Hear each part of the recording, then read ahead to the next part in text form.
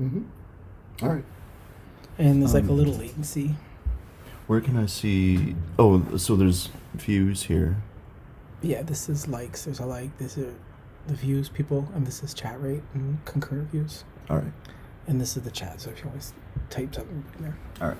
Cool. You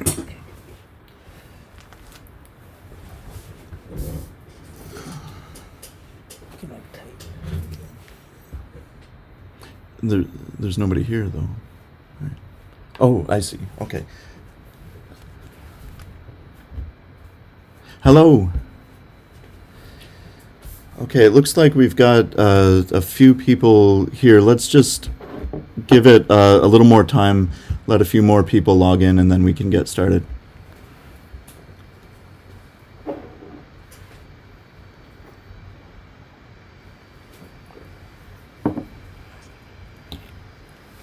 Can everybody hear me all right?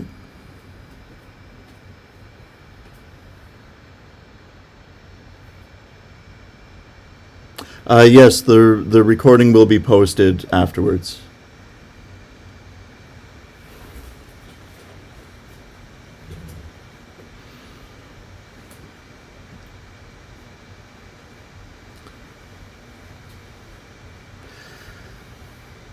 Okay, so I was thinking we could just maybe start at the end of the exercises, the practice questions for the exam, and maybe work our way back to the beginning. Does that sound all right?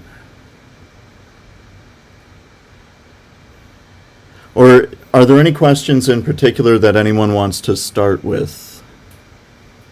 I'm imagining question 40 is probably causing a bit of trouble.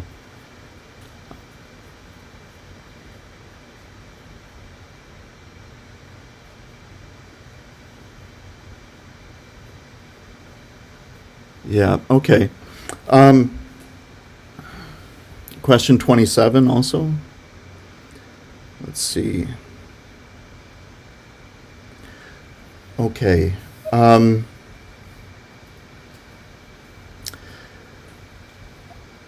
All right, let's look at all of them. Yeah.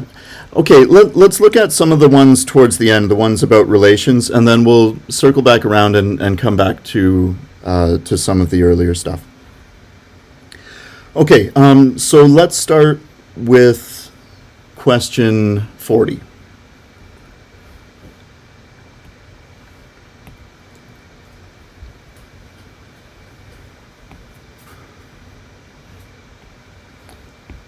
Okay, so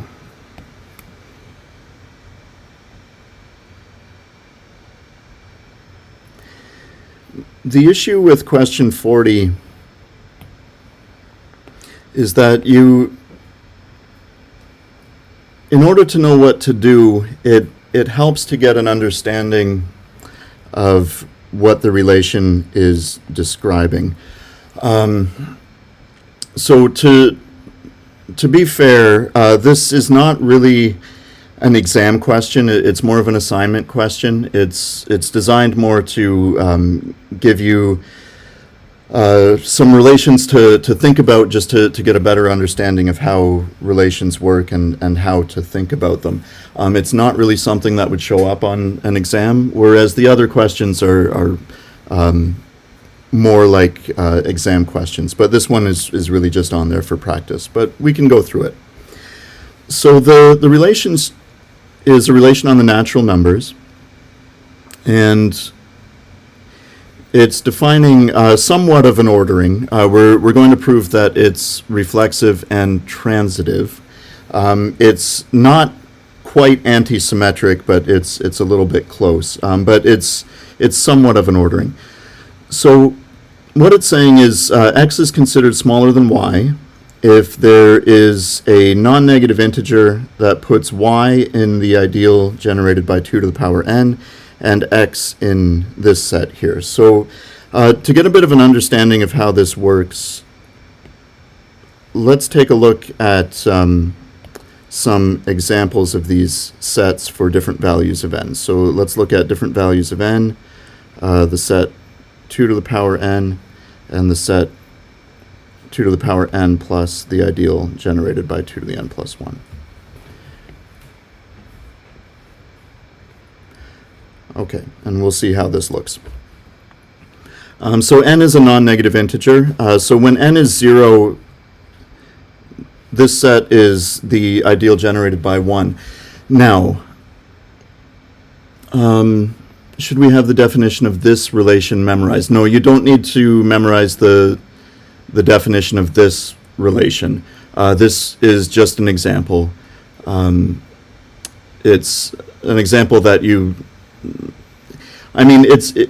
it is useful in some areas of math. It comes up in number theory, but it's not something that you'll see very often.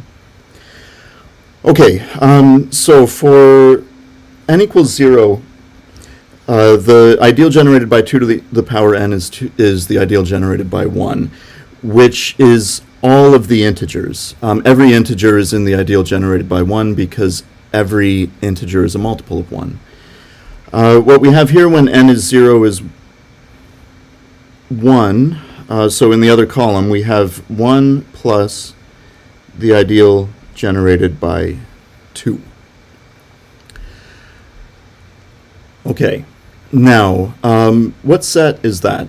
1 plus the ideal generated by 2. Like, what numbers would be in there?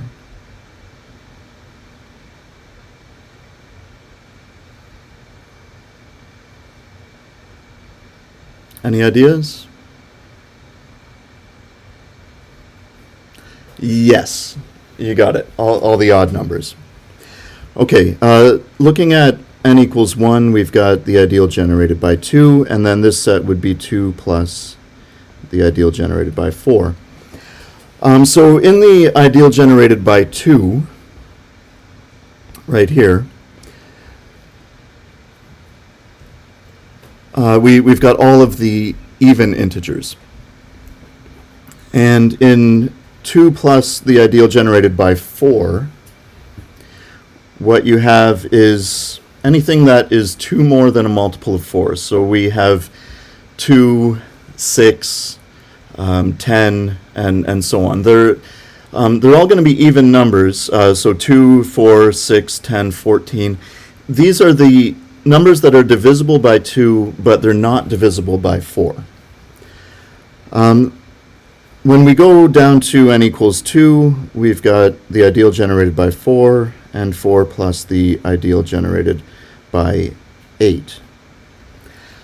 So in the ideal generated by 4, we have everything that's a multiple of 4.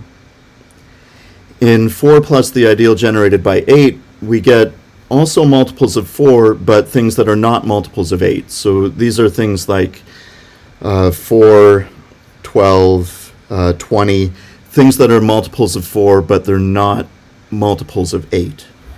When we get to n equals 3, we've got things that are multiples of 8, and on the other side, we've got things that are multiples of 8, but not multiples of 16. Okay, so here's how the relation works. Let's pick a number. Let's say x is the number, let's say 20. So the number 20 is in the ideal generated by 1, because everything is. So it's in that first, or the first ideal there, the ideal generated by 1. It's also in the ideal generated by 2, because 20 is a multiple of 2. And it is also in the ideal generated by 4, because 20 is a multiple of 4. But it is not in the ideal generated by 8. That's where it stops. And 20 is also, if we're looking at the column on the right-hand side, it's 4 more than a multiple of 8. So 20 it's 4 plus 16, so it's also in that set. Now, let's say y is something like, let's see,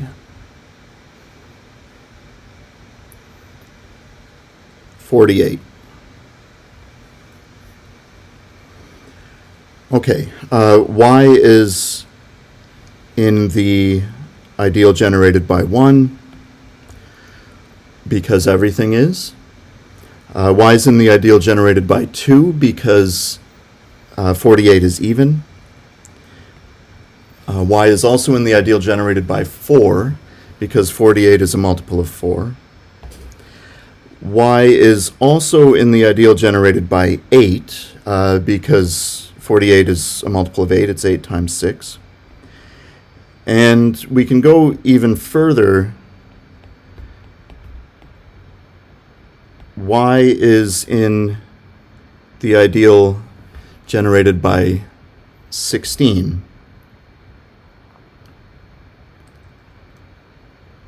Let's see. Is this showing up? Yeah, there we go. Y is also in the ideal generated by 16. And it is 48 is 32 plus 16, so y is in 16 plus the ideal generated by 32.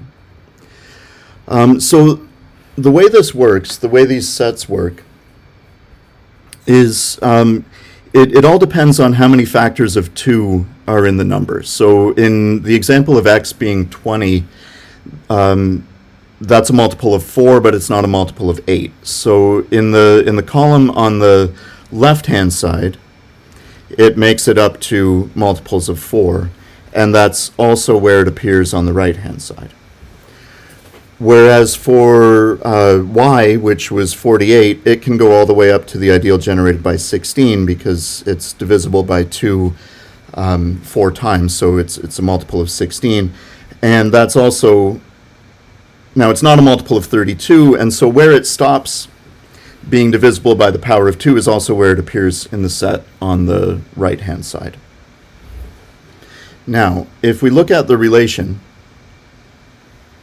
and what the relation is saying, it's saying y is considered larger than x if x lands in the set on the right, so this 2 to the power n plus the ideal generated by 2 to the power n plus 1, while y is still in the set on the left, while y is still in the ideal generated by 2 to the n.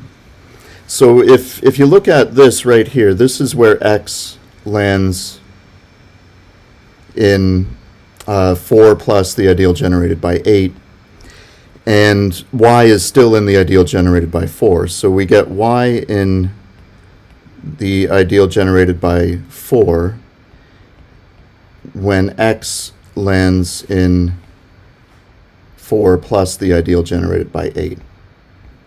And so that tells us that in this case, x is considered smaller than y.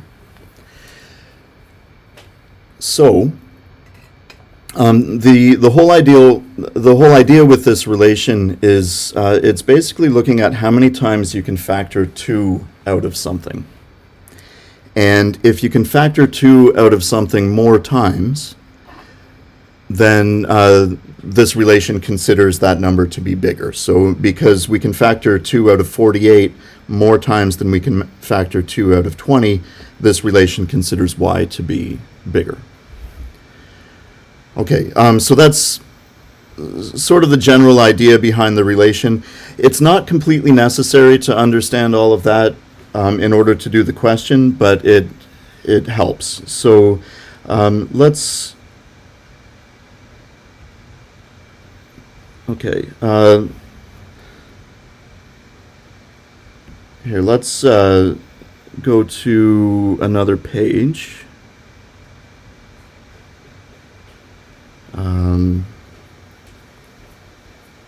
Let's see. Okay. So here's another page. Now, just to remind you, the relation is x is smaller than y, means for some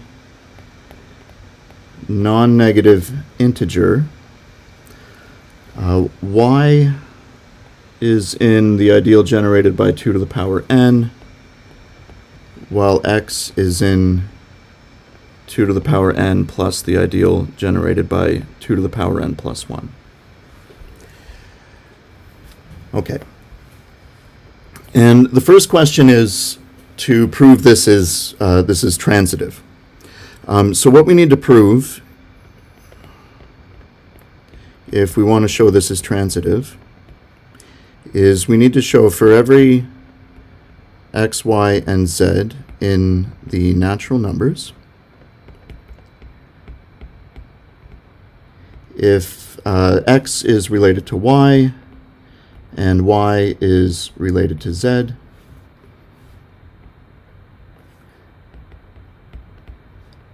then we need to prove x is related to z. Okay, so let's prove this.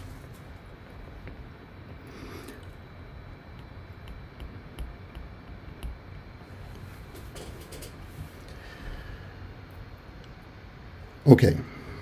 What does the relation symbol mean? This was a question from a little while back.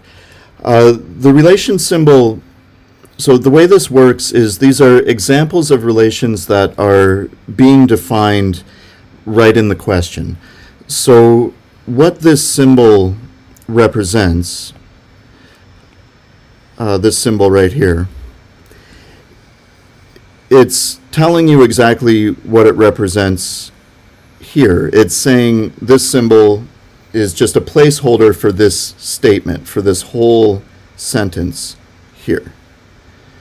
So whenever we're working with a relation, you don't have to be aware of the symbol ahead of time or what the symbol represents, because the relation is defined right in the question.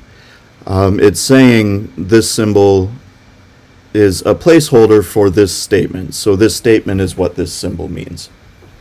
We could have used any symbol we want to represent this relation. This is just a common one. Okay, so to prove this is transitive, the first thing that we need to do, of course, is let x, y, and z be natural numbers. And after that, because we're proving an if-then statement, we need to assume that x is related to y and that y is related to z.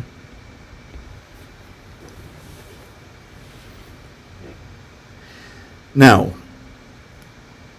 it's important to know what we were just talking about, which is that this relation symbol is just a placeholder for the full statement, that's in the definition of the relation. So when we assume x is related to y, what we're actually assuming is this full statement, the statement that says there is an integer n, a non-negative integer n, where y is in the ideal generated by 2 to the power n, and x is in that other set, 2 to the power n plus the ideal generated by 2 to the n plus 1. So because that's what we're assuming, what we're allowed to do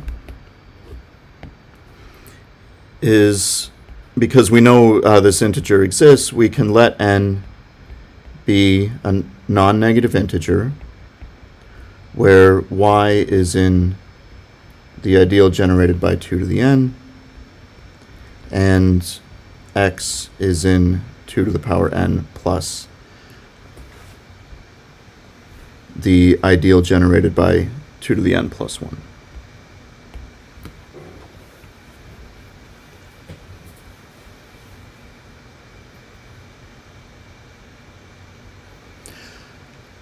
Okay, now we have also assumed that y is related to z. And that means exactly the same thing, except that the relation is between y and z. So it means there is a non-negative integer where z is in the ideal generated by 2 to that exponent, and so on. So what we can do with this is let m we have to use a different letter, be a non-negative integer with z in the ideal generated by 2 to the m, and y in 2 to the power m plus the ideal generated by 2 to the m plus 1.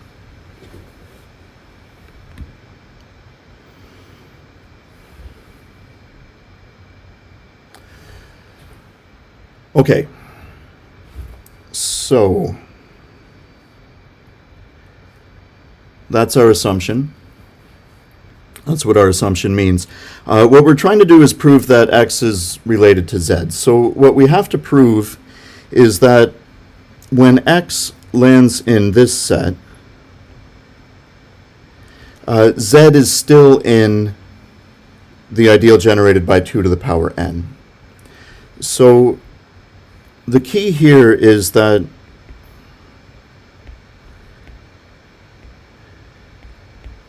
we need to show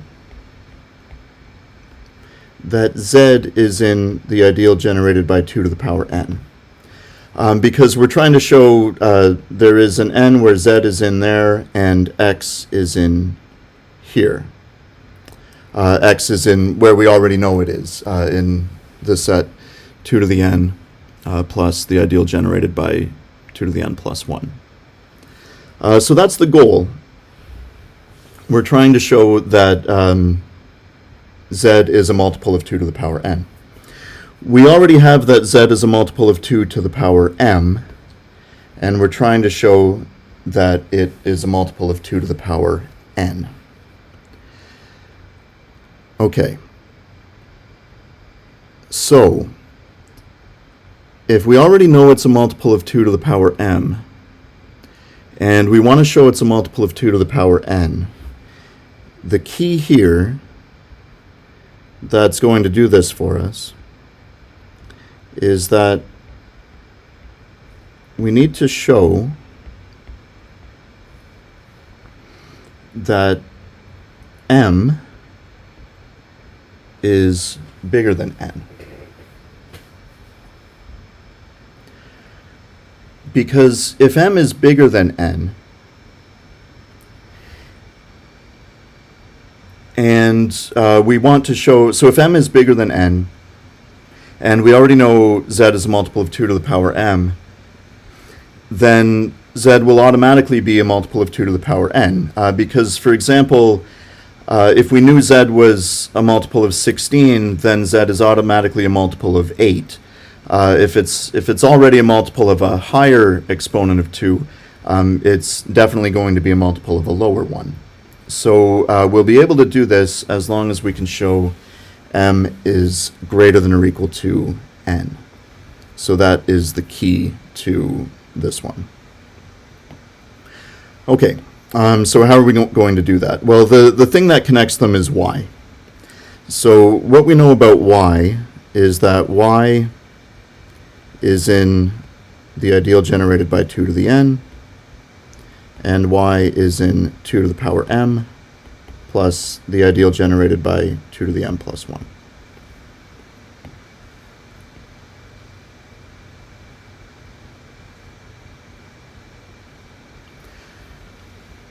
Okay, so with that,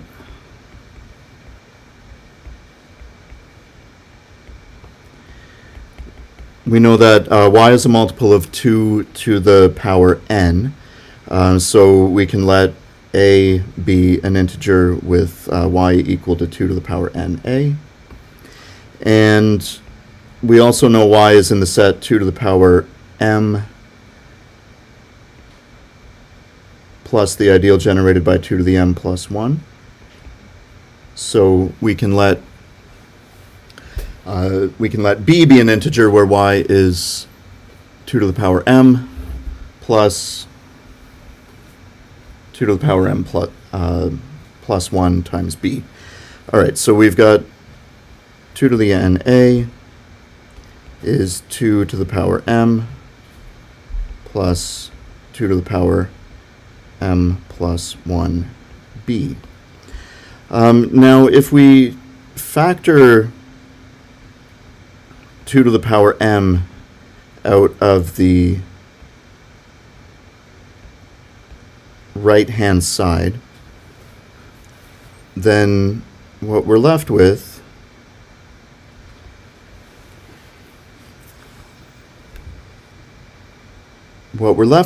is that the right-hand side is 2 to the power m times an odd number, 1 plus 2b. Now, if we were to divide both sides by 2 to the power m, we'd be left with 2 to the n minus m times a is 1 plus 2b.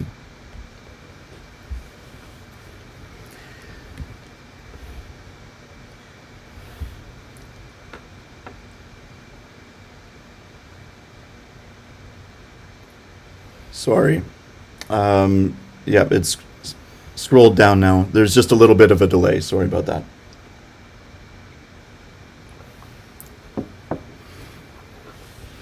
Okay. Now, if we're looking at this, this looks a little bit troubling, right? Because on the left-hand side, you've got something that looks like it's a multiple of a power of 2.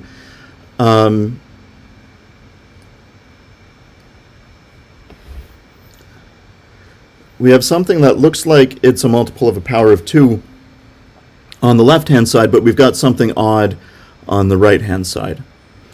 So what does that tell us about n minus m?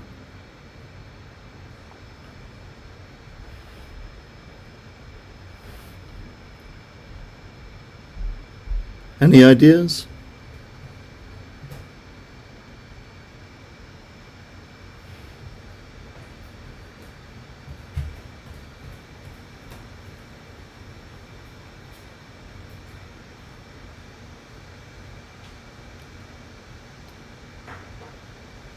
No ideas? Okay. Well, what would happen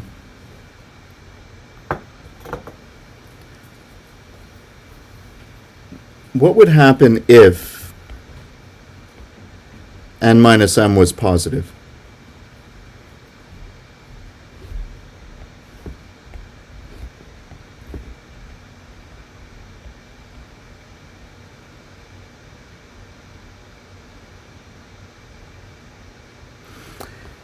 Yeah, if n minus m is positive, then the left-hand side would be even. Does that make sense? If n minus m is positive, then we have at least 1 2 sitting there. If n minus m is 0, we don't have any 2's at all, right?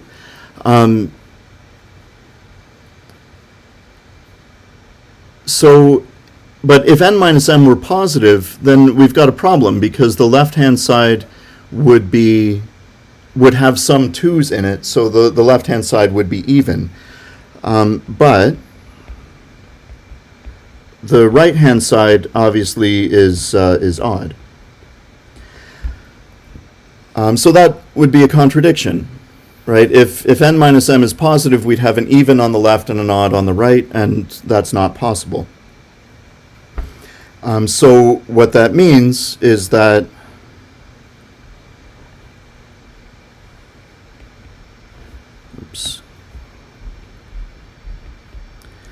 what that means then is that n minus m can't be positive. So in other words,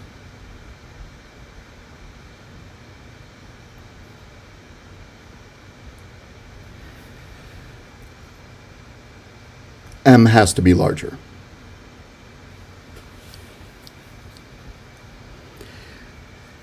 And that was the whole game. That's what we were trying to do, because now that m is larger, here, let's just go back and Oh, how do you get the left-hand side to be even if n minus m is bigger than 0? Let's talk a little bit about that some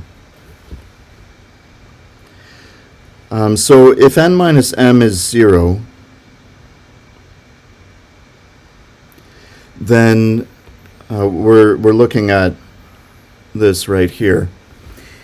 If n minus m is positive, then we're talking about a positive power of 2. So it's at least 2 to the power 1. It could be 2 squared, it could be 2 cubed, but it's at least 2 to the power 1 if n minus m is positive. And that's what makes the left-hand side even, because it has a positive power of 2 in it. Okay. All right, so the whole idea is we can show that m has to be greater than or equal to n. And now, yeah, this is question 40.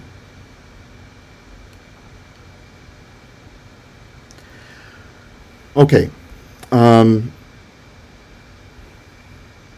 Now, we have way back here that z is an element in the ideal generated by 2 to the power m. And we've now shown that m is greater than or equal to n. Okay, so let's go to a new page. And just as a reminder, we have z in 2 to the power m, and we now know that m is greater than or equal to n. Okay, so one thing we can do is since we know z is in the ideal generated by 2 to the power m, we can choose an integer with z equal to 2 to the power m times that integer. And then since m is greater than or equal to n, we have z equal to 2 to the power n times 2 to the power m minus n times a. So if we let's say b be 2 to the power m minus n times a, which is an integer because m minus n is greater than or equal to 0, so we have no negative exponents. Then we get z is equal to 2 to the power n b. Therefore, z is in the ideal generated by 2 to the n. Okay, so what we have then is that z is in 2 to the power n, and we had from before that x is in 2 to the power n plus the ideal generated by 2 to the n plus 1, and that proves x is related to z.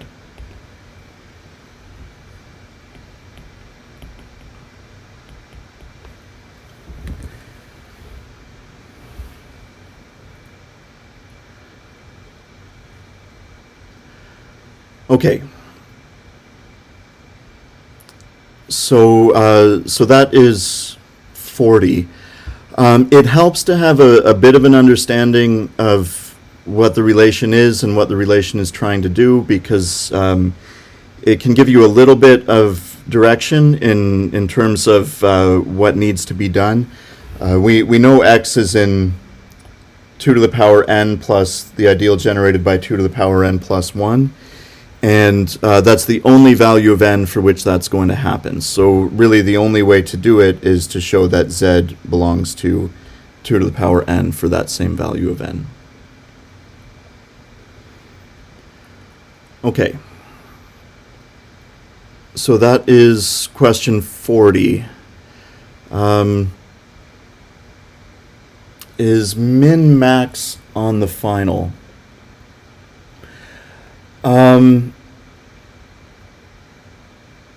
That is a good question. Okay, the idea behind minimum and maximum is just that it's something where where we need to break the proof up into different cases. Since then, we've done some other things where we need to break proofs up into different cases. But the purpose of minimum and maximum was just to give sort of an easy setting where you have to break things into cases in order to get a little bit of a sense of how that works. So what I'll say is this. There are not any minimum or maximum questions on the final, but there are places where you may need to break your proof up into cases. So the idea is that breaking things up into cases is something that's going to be that needs to be tested. It's something that's part of the course, and there's enough other places where that's being tested that we don't need minimum and maximum questions. How many questions are on the final? Depends what you mean by a question.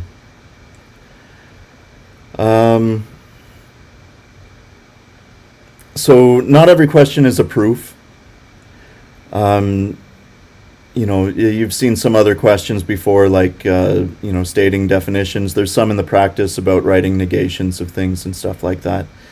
So there can be some of that stuff on the final. But as far as actual full proofs go, what do you think would be fair? You got 3 hours. How many proofs do you think you can do in 3 hours?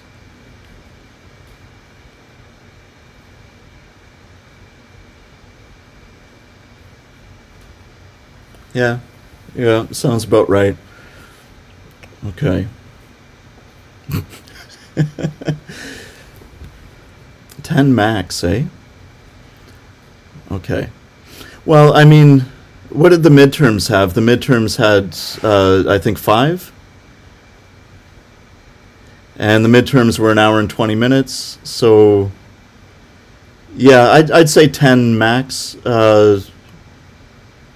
So probably somewhere in the neighborhood of 10, but maybe a little less than 10. Let's say 9 or 10. Probably 9 or 10. Okay. The test is not focused more on any section compared to any other section. It's pretty evenly spread across the entire course. Everything is on there. If you just study the newer stuff, it might get you through about a third of the test, because it's about 1/3 stuff on the first midterm, 1/3 stuff on the second, and 1/3 stuff after the second midterm, more or less. Not exactly, but more or less. Okay, let's try some other questions. Okay, let's go back to here. So we were looking at question 40. Let's see. Should we move on to? Should we just go through 40 all the way to 45 in order? Does that sound all right? And then we can go back and do some other things? Is that reasonable, or are there things that are more important? Seems reasonable? All right. So let's do 41.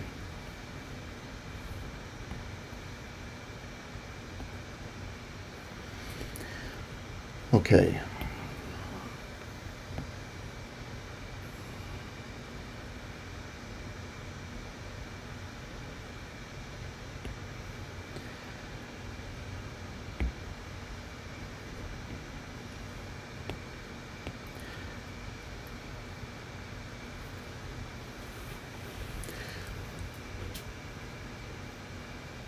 Okay, so here's 41.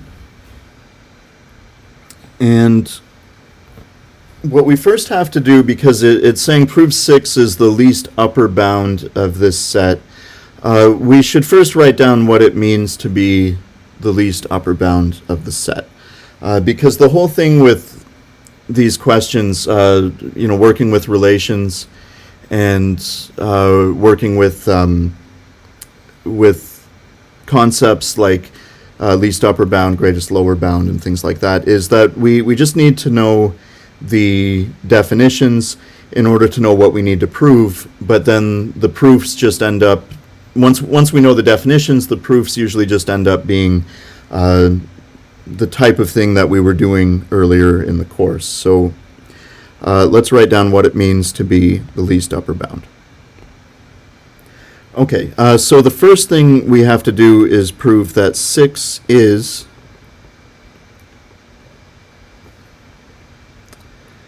an upper bound of the set.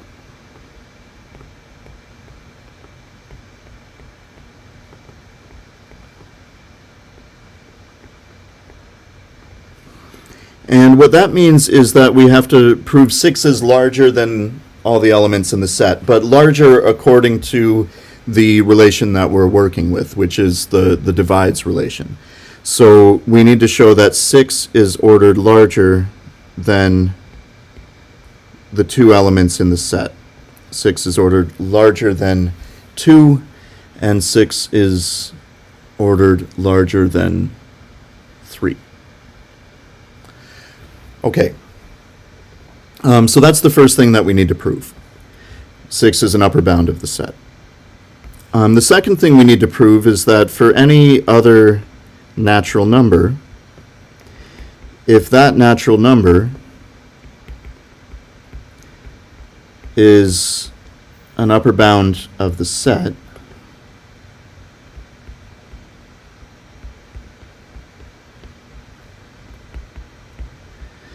then our least upper bound, 6, has to be smaller than it, because it has to be the least of all the upper bounds. So given any other upper bound, 6 is smaller. That makes 6 the least of all the upper bounds. So that's what we need to prove. Okay.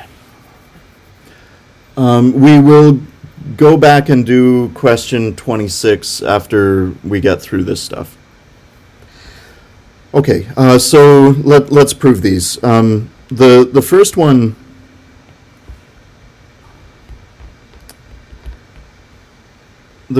is fairly simple. We need to prove 2 divides 6 and 3 divides 6. That's very easy to do. If we say let A equal 3 and let B equal 2, then we've got 6 equal to 2A, and we've got 6 equal to 3B, and that proves that 2 divides 6 and 3 divides 6. Right? Because 2 dividing 6 means 6 is 2 times A for some A, and 3 dividing 6 means 6 is 3B for some B. Okay, so that proves 6 is an upper bound of the set containing 2 and 3. Okay, so that is the first part. That's part 1.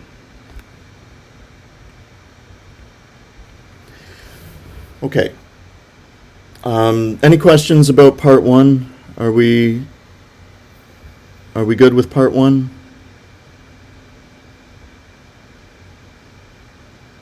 Yes, this will be posted afterwards. Okay.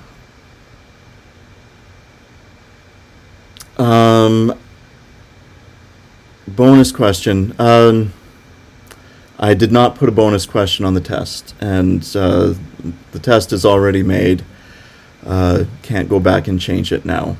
It's already printed, so sorry, no bonus question this time around. Okay, let's move on to part two. So part two is for every b in the natural numbers, if b is an upper bound of the set, then 6 divides b. That's what we have to prove. So what we're going to do is let b be an arbitrary natural number, and we're going to assume that b is an upper bound of the set.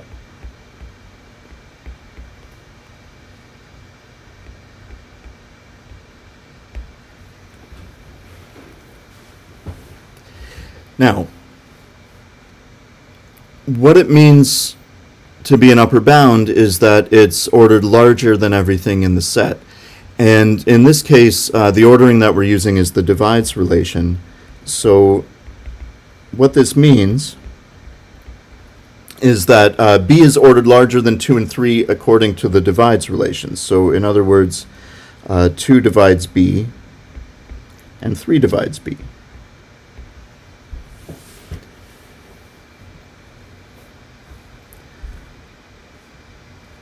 Okay, so with that information, what we are able to do is pick 2 natural numbers. Let's say, you can use any letters you want, but let's just say s and t, where b is 2 times s and b is 3 times t. And now what we're trying to do is show that 6 divides b.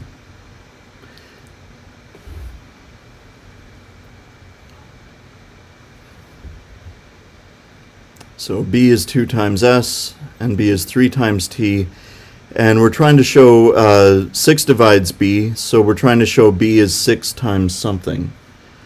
You guys have done this before, several times probably, this calculation. We know 2 divides b and 3 divides b, we're trying to show 6 divides b. So the calculation, I know everyone's seen it before. We multiply the first one by 3, we multiply the second one by 2, and then we subtract.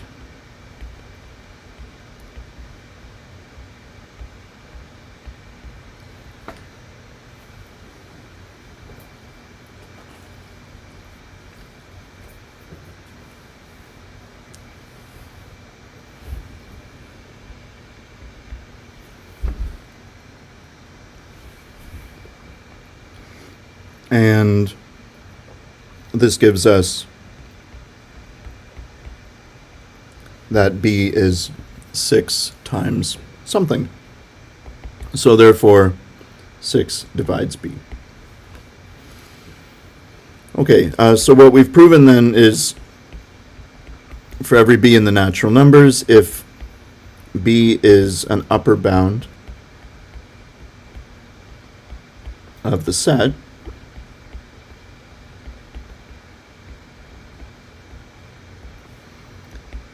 then b divides 6, and that's exactly what we needed to prove. So the whole idea is we have to sit down first and figure out what the statement 6 is the least upper bound of this set means in this context. Once we do that, it's not that bad. The statements just that we need to prove just end up being statements that we've proven before, so none of it is really that horrible. Okay.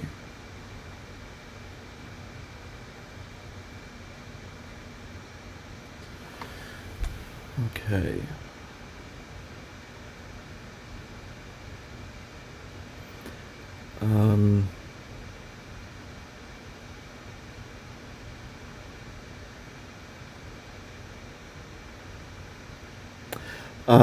Okay, there's one question asking if these are two different options. No, it's a two-step process. To prove something is the least upper bound, you have to prove both things. You have to prove that it is an upper bound and that it's smaller than every other upper bound. So both of those need to be proven to show it's the least upper bound. Okay. So showing b divides 6 when b is any other upper bound, what that shows is that 6... Oh, sorry, not b divides 6. 6 divides b. I wrote that down wrong at the end. 6 divides b. Showing 6 divides b shows 6 is smaller than every other upper bound. Now, that by itself doesn't mean it's the least upper bound. It just means it's something that's smaller than every upper bound. To be the least upper bound, it has to be that, but it also has to be an upper bound itself, which is why we had to prove part 1 as well.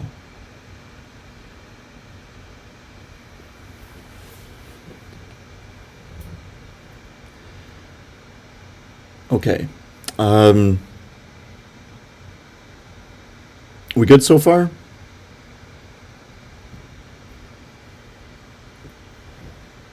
Any other questions about this one?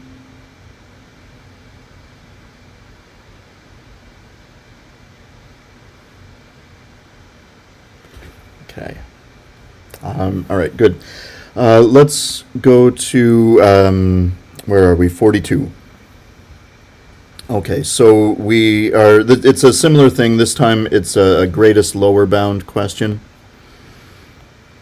but it's in the context of Boolean algebra.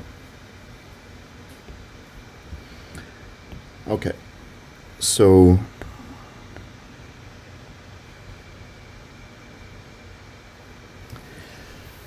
let's have a look at this one. This is question 42.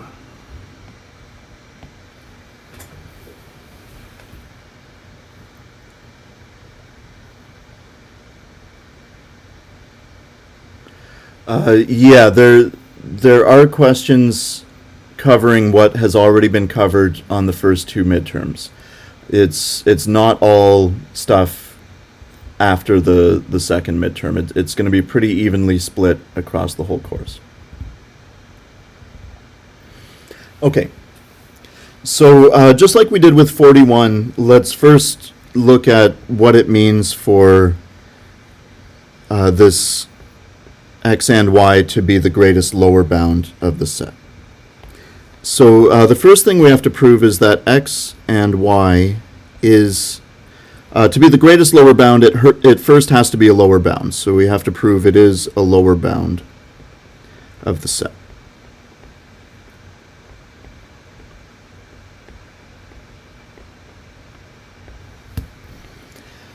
Okay. Now, we also need to know what it means to be a lower bound of the set. So what it means is that it's smaller than everything in the set. That's what it means to be a lower bound. You have to be smaller than everything in the set.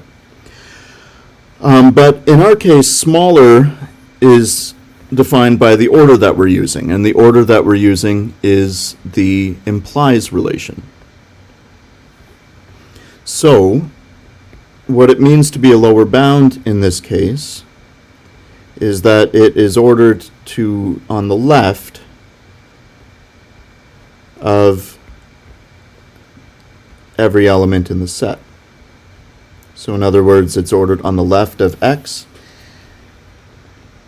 and it's also ordered on the left of y.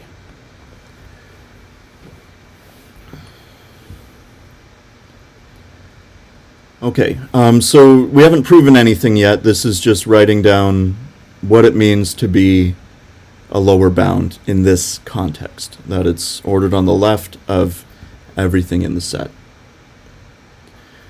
Okay, the second thing we need to prove is that given any other lower bound,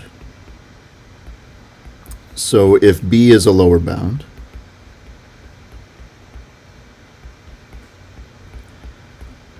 if b is a lower bound of this set,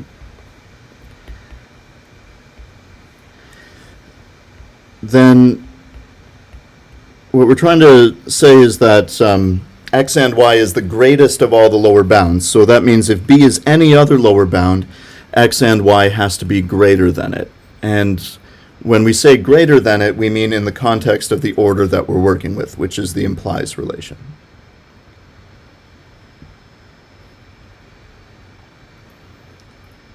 Okay. So are we good with this?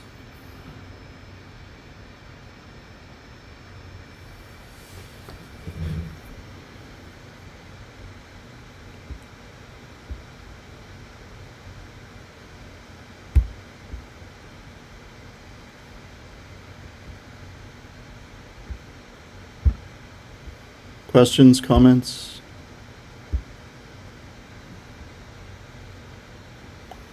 Okay. So, now we have to prove these things. So that's the main thing. You need to know the definitions and how to interpret the definitions, and then that tells you what to prove. And the proofs are not going to be too horrible. It's just the same stuff we've been doing all year. Okay. So we first have to prove x and y is a lower bound. This is not hard to prove.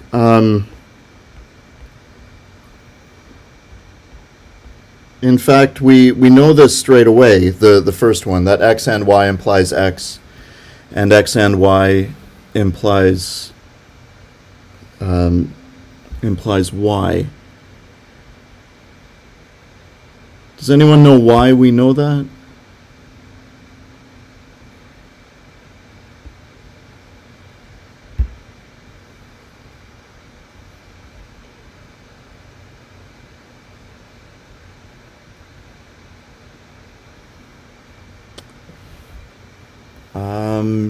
Okay. Yeah, somebody's got it. It's consistency.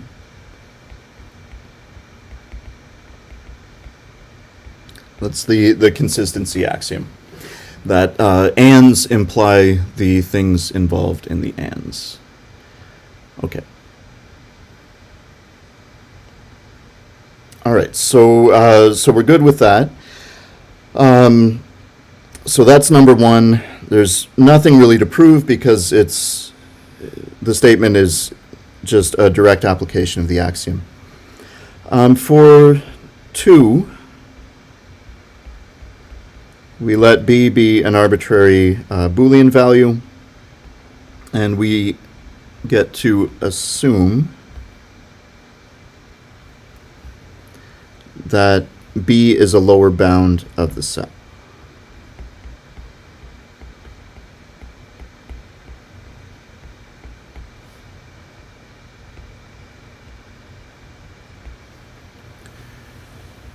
Okay.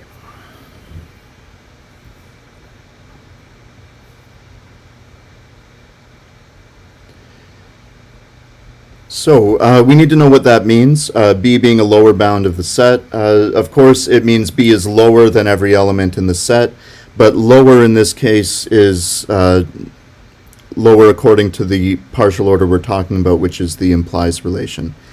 So what this means is that b is ordered lower than both elements in the set. And that means b implies both elements in the set. b implies x and b implies y. So in this setting, that's what it means to be a lower bound. It is ordered lower than everything in the set.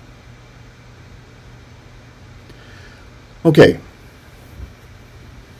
Now, what we have to do is prove that b implies x and y. That's because we've already written down what statement we're trying to prove. And in this case, we're trying to prove B implies X and Y. So we have an assumption that B implies X and B implies Y.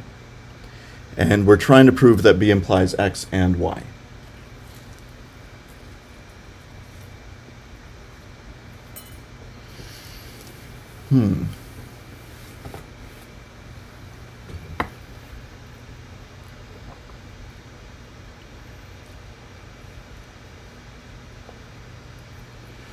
Ideas?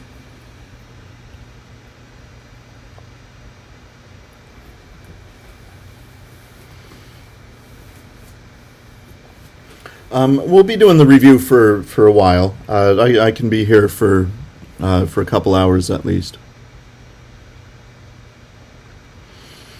How do we get the two implication statements from the assumption?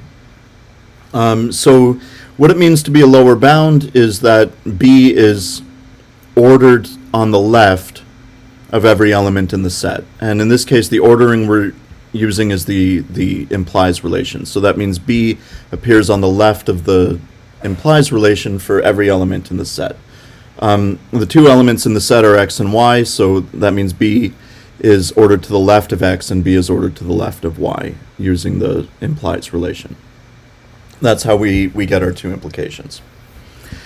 Okay, now you are absolutely right that transitivity is going to play a role here.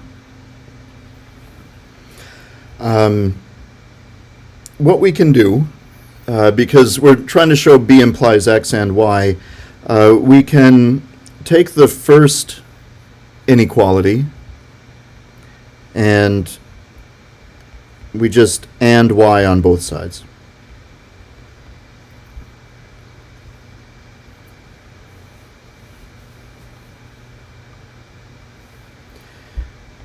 Now, after that, we can take the second inequality and we can and B on both sides.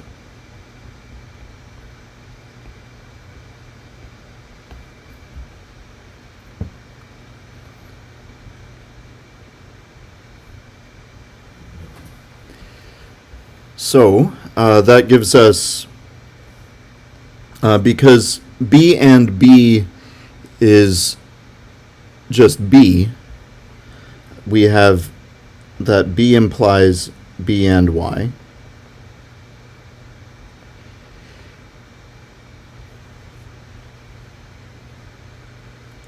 And notice we also have from the other inequality that B and Y implies X and Y.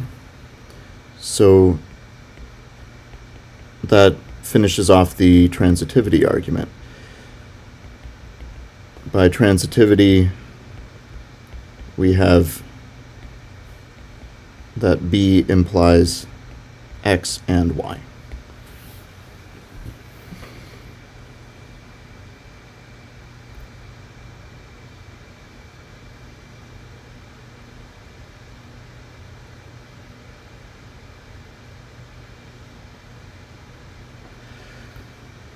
Okay.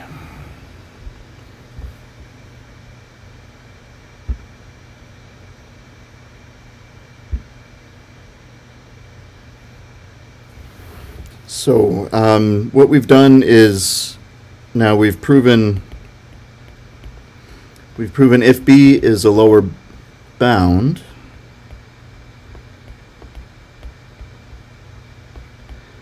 of our set, the set with just X and Y in it, then X and Y is larger than B. So that proves X and Y is larger than every other upper bound. And since we already proved X and Y is an upper bound itself, that proves that X and Y is the greatest of all the lower bounds.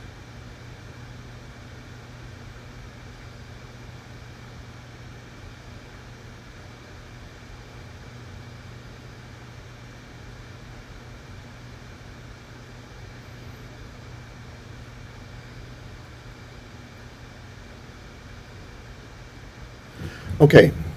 How's everybody feeling about this one? Okay, so how it's the greatest lower bound again.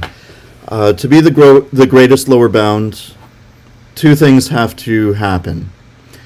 You have to be a lower bound, and you have to be greater than all the other lower bounds. So what we proved in part 1 was that x and y is a lower bound of the set, because we showed x and y is ordered to the left of both elements in the set. So that proves x and y is itself a lower bound. The other thing that needs to happen to be the greatest lower bound is that you have to be bigger than all the other lower bounds. So what we showed is that if b is any other lower bound, then x and y is greater. So if b is any other lower bound, x and y is ordered to the right, which means it's greater. So those are the two things you need to be the greatest lower bound. You need to be a lower bound, and you need to be greater than every other lower bound. That's what makes it the greatest lower bound. We okay?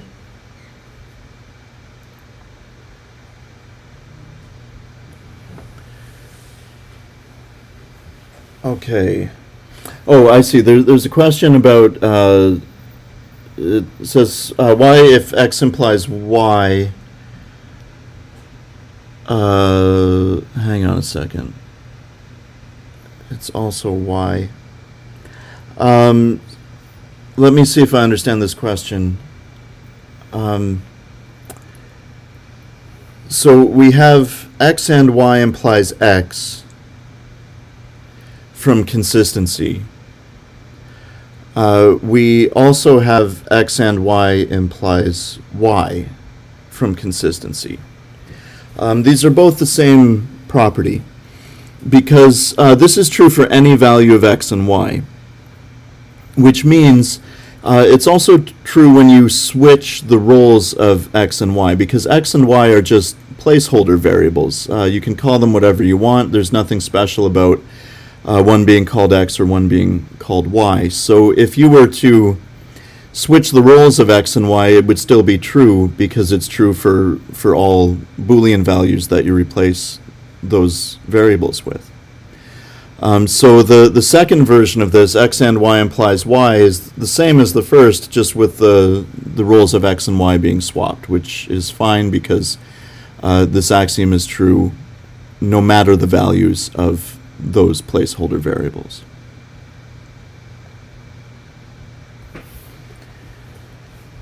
Okay, let's keep moving. So we just did 42. Let's do 43.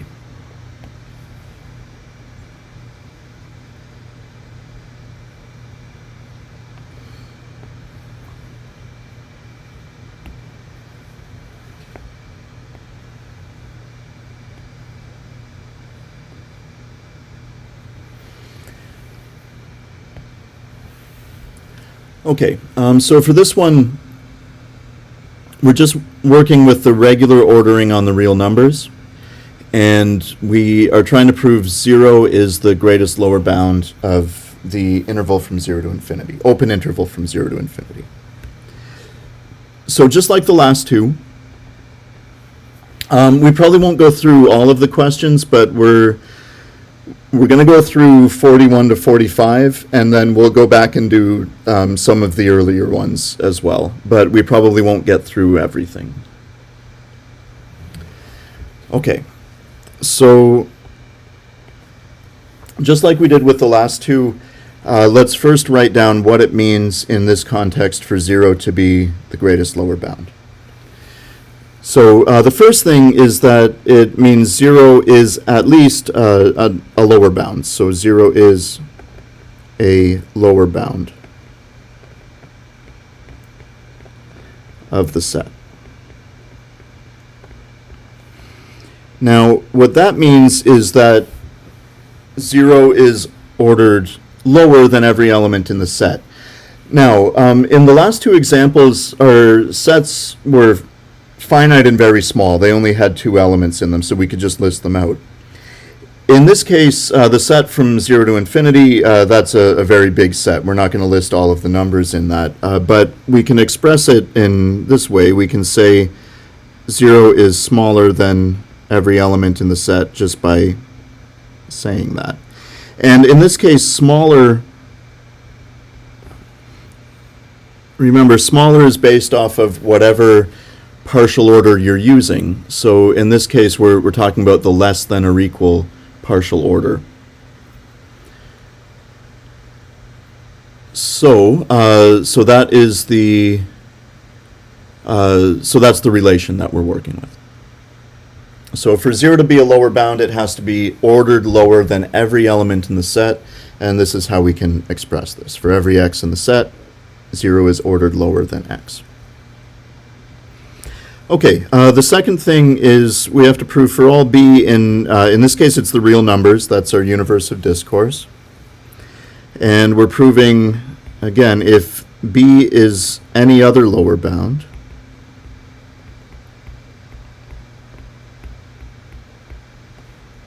of our set,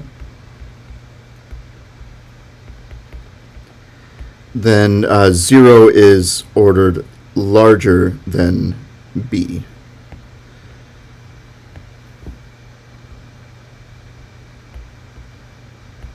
Which, if we're talking about the less than or equal relation, we're saying 0 is ordered on the right of that relation, in relation to b. Okay, so again, for 0 to be the greatest lower bound, we need two things to happen. We need 0 to be a lower bound, and we need 0 to be greater than every other lower bound. And so that's all we're doing is writing down those two statements, and that means this is what we need to prove. So let's prove these.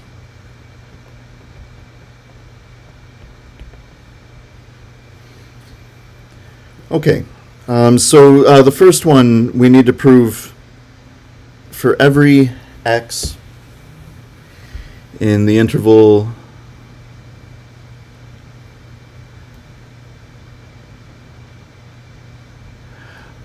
okay, there's a question here.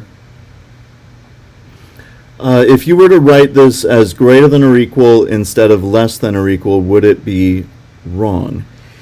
In most situations, it would not be wrong, because in most situations, greater than or equal and less than or equal, it's the same thing, you just swap the numbers around, right?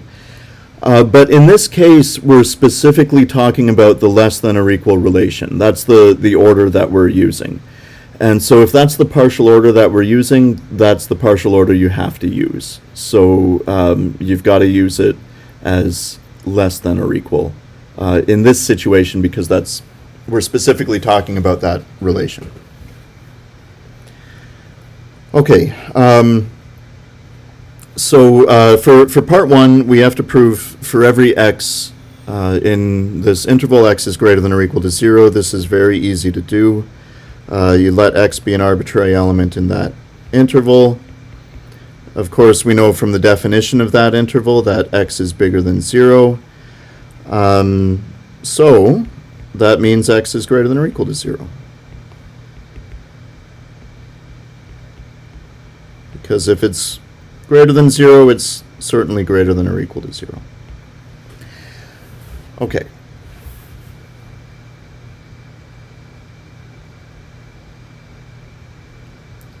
So that one, fairly straightforward. It comes right out of the definition of that set. Okay, part two. So we're proving for all b in the natural numbers. That means we let b be an arbitrary natural number. Or not natural number, real number, sorry. And the statement is if b is a lower bound of this set. So we assume b is a lower bound of this set.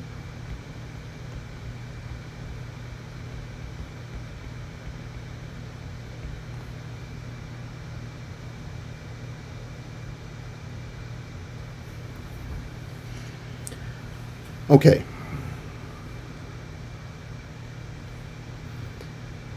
Now,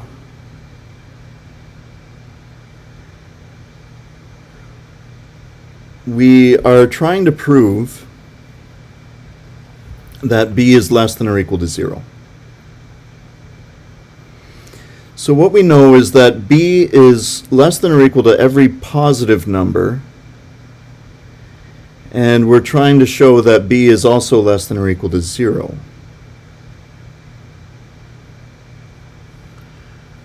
Okay.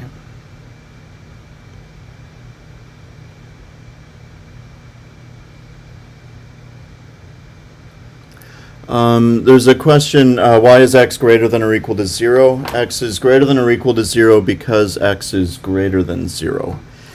There are two situations where x is greater than or equal to 0. When x is greater than 0 and when x is equal to 0. If either one of those things is true, then x is greater than or equal to 0. So because we have one of those things being true, we are allowed to conclude x is greater than or equal to 0. Okay. Yeah, now this is the problem. It's a round bracket, it's not a square bracket. If it were a square bracket, we'd be able to say, yeah, 0's in the set, so b is less than or equal to it, because b is less than or equal to everything in the set. But we can't do that in this case because 0 is not in the set. Okay. Well, here's the situation. So we've got 0 here. The set occupies everything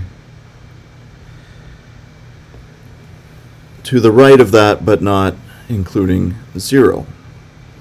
And we're trying to prove that b is less than or equal to 0. So in other words, we're trying to prove b is not bigger than 0. Well, what would happen if b was bigger than 0?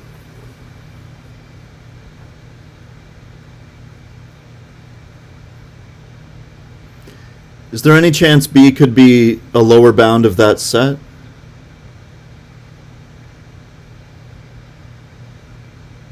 If b were bigger than 0? Yeah, it couldn't be a lower bound, right? Because there would be elements in the set in here on the wrong side of b.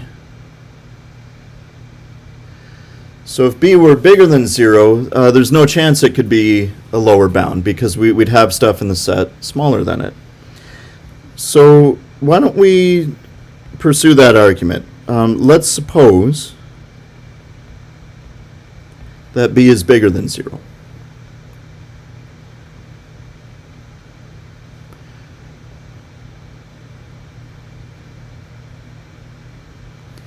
Okay, well now we just have to argue that there's a contradiction between this and b being a lower bound of the set. Well, so why in this situation is b not a lower bound of the set? Well, the reason is we can find at least one element that's in the set that is on the wrong side of b. Can anyone think of an element that is in the set but is on the wrong side of b?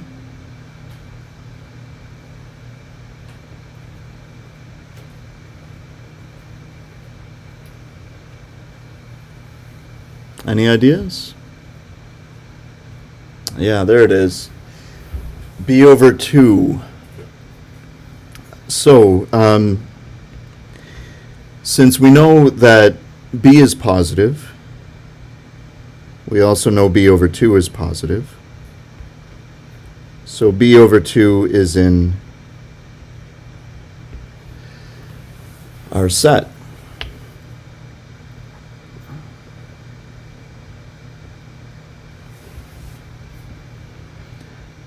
But b over 2 is smaller than b.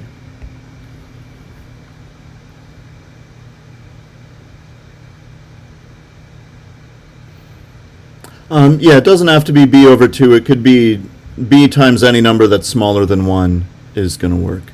So b over 3 is fine, b over 4 is fine. The reason 2 was chosen is because it's easy. It's better to keep things simple. Okay. So we have something in the set that b is larger than, and this contradicts b being a lower bound.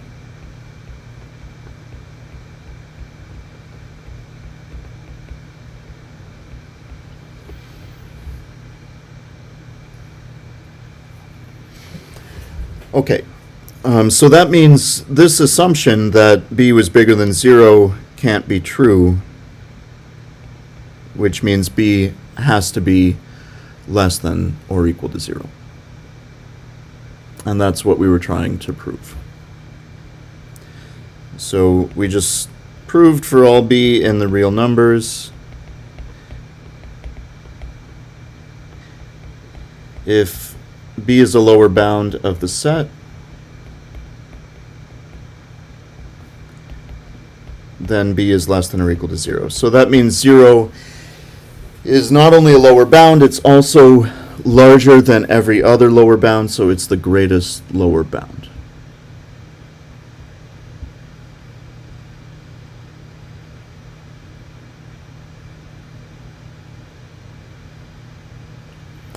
Okay.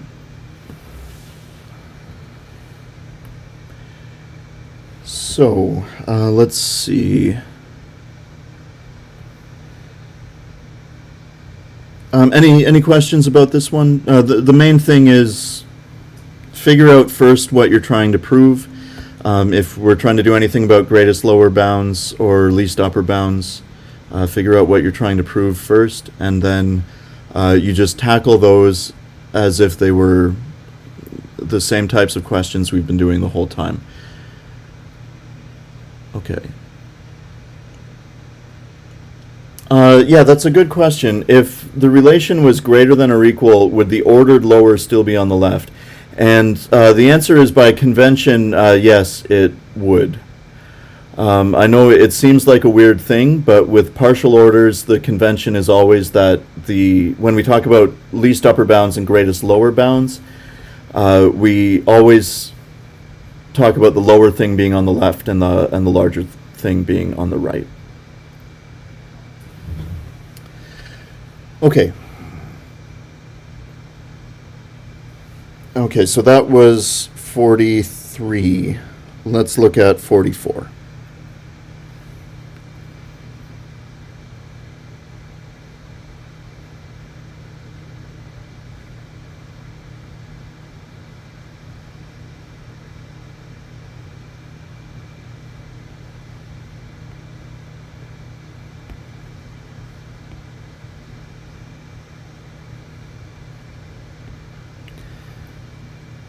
Okay.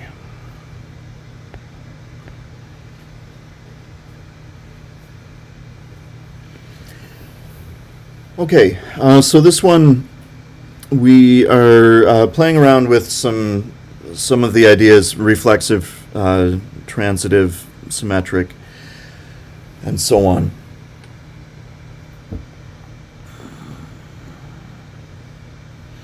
How much will the final be different from the practice questions? Well, it's going to be different. None of the practice questions are on the final, but I mean, how different can it be? The final is going to be a lot of prove this, prove that, just like the practice questions. So, well, I mean, there's going to be different methods reflected, right? You know, all of the things that we did, induction, well-ordering property, you know, using cases, using all of the different ways of handling quantifiers, like existential instantiation, universal instantiation, all of that stuff's going to be on there, Archimedean property. So, yeah, all of the different proof methods are going to be, they're all going to make an appearance, as well as the different concepts we've talked about in the course. So, But I think they're pretty much all on the practice questions as well, so I was trying to be pretty thorough with the practice questions. Well, ordering property wasn't in the practice questions. Should we still know it? Yes, you should still know it. Okay. All right, so in this situation, in question 44, we've got two relations, a relation X and a relation R. And the way they work is that the S relation means the same thing as the R relation in both directions. So saying that X is S related to Y is the same as saying it's that X and Y are related in both directions.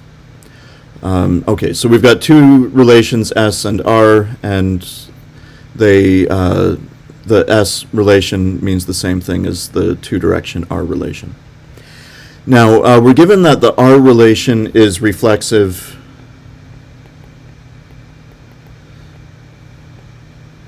and transitive.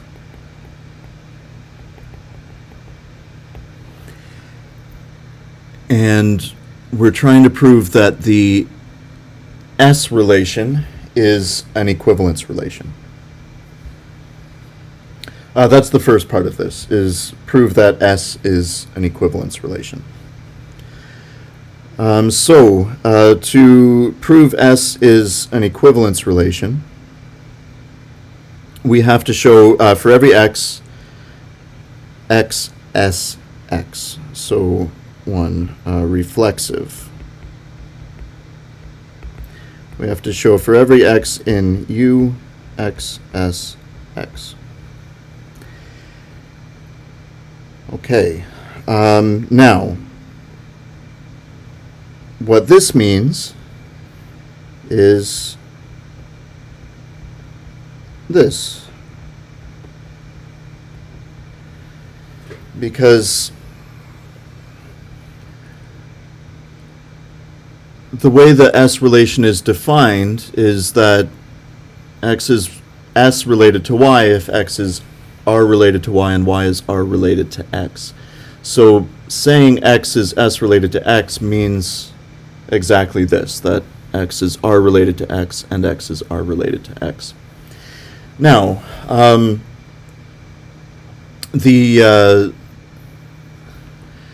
two statements are obviously the same, so we really only have to prove it once, and this is pretty easy to prove because we already assumed R is reflexive. So if we let X be an arbitrary element in U, then we can say X is R related to X because we know R is reflexive.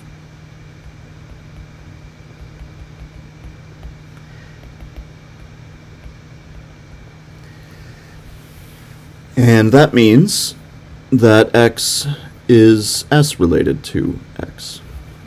So therefore, the S relation is reflexive.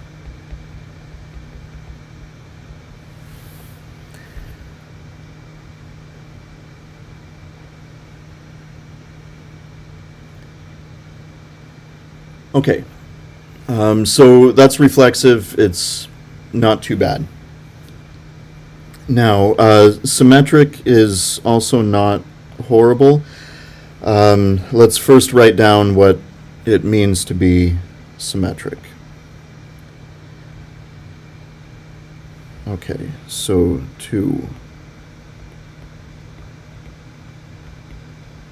symmetric.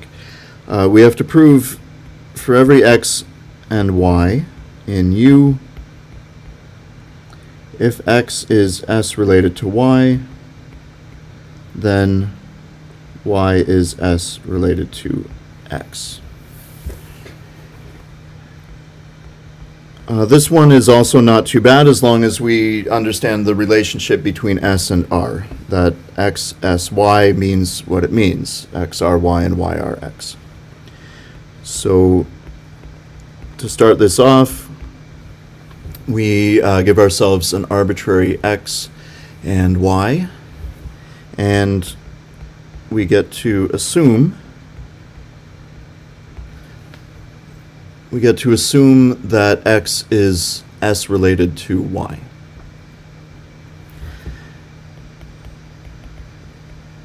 And we're given in the question what that means. It means X is R related to Y and Y is R related to X.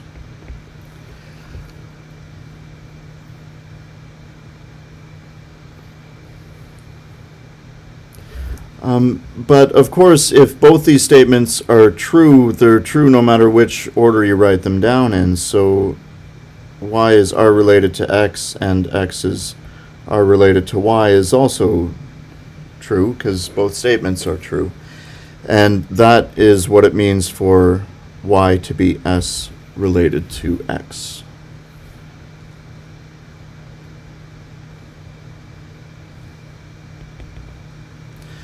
So that proves if X is S related to Y, then Y is S related to X, and that proves S is symmetric.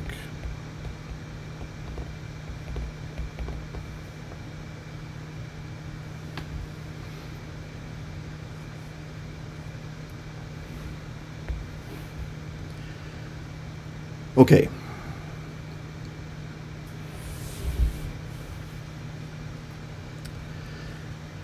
So the last thing we have to do is transitivity.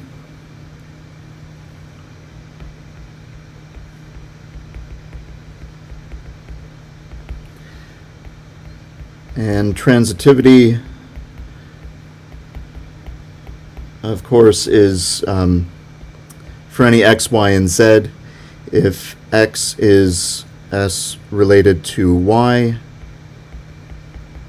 and y is s related to z, then x is s related to z. Okay, so let's try to prove this.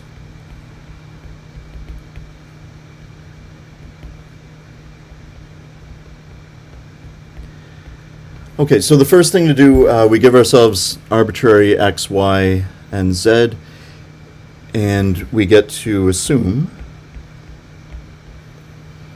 that x is s related to y, and y is s related to z. Okay, that means a lot of things. We have, so x being related to y, so that means x are y and y are x. And y being s related to z means y are z and z are y.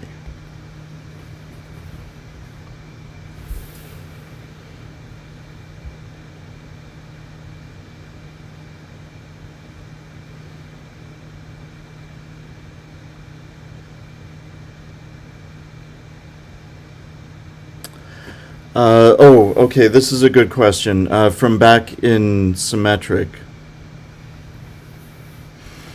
I get what you're saying. So it's not mentioned that R is symmetric. R is not necessarily symmetric, and we cannot assume that R is symmetric. So the question is, how do we go from the line that says x are y and y are x to the line that says y are x and x are y? Okay, so here's what we're doing. We're not swapping the roles of x and y. We can't swap the places of x and y because we don't know that R is symmetric. What we're doing is we're swapping the places of these statements. So because we know x are y in the first line, we also know XRY is true in the second line? Yeah, it is just the same thing, exactly. And because we know YRX is true in the first line, we still know YRX is true in the second line. So yeah, they are exactly the same statement. We've just swapped which statement we're saying first and which statement we're saying second, because that shows that it means YSX. So we're not saying R is symmetric. We're not switching around the order of the things. We're just swapping the places of the statement. That's what's happening there. How does XSY mean XRY and YRX? That was given in the question. So it's right in the question. Let's go back to it. Here it says, let S be the relation on U given by XSY provided XRY and YRX. So that's where we get that.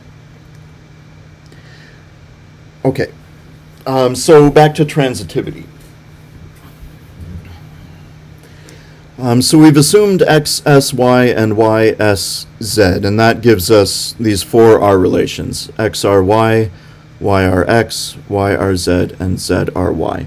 Now, we have assumed that R is transitive, so you can use transitivity with R. And we're trying to prove that X is S related to Z.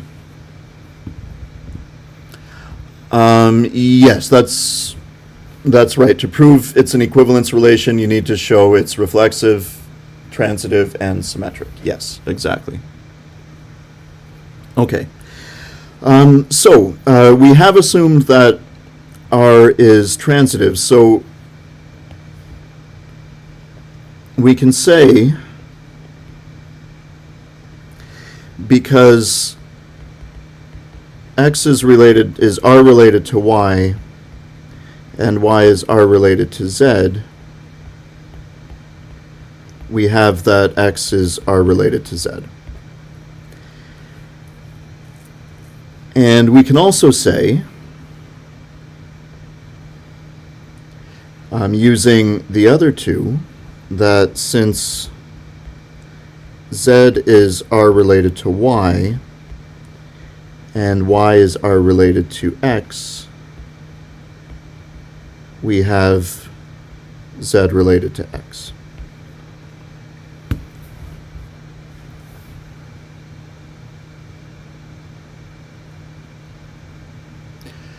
So that gives us XRZ and ZRX,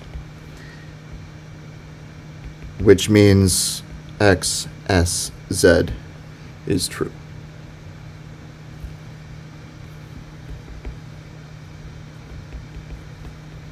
So that proves the S relation is transitive.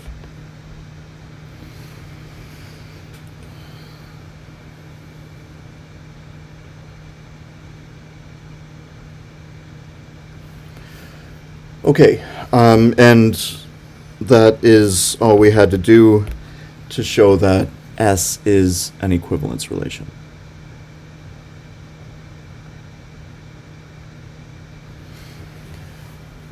Okay, we doing all right so far?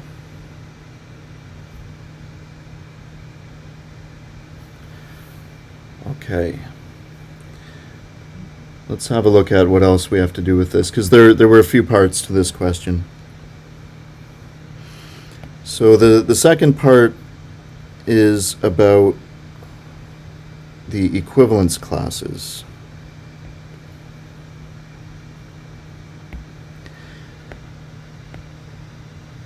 Okay, so this is the same situation where we have the S relation and the R relation. But now we have a question about the equivalence classes. So it's for all A, B, X, and Y.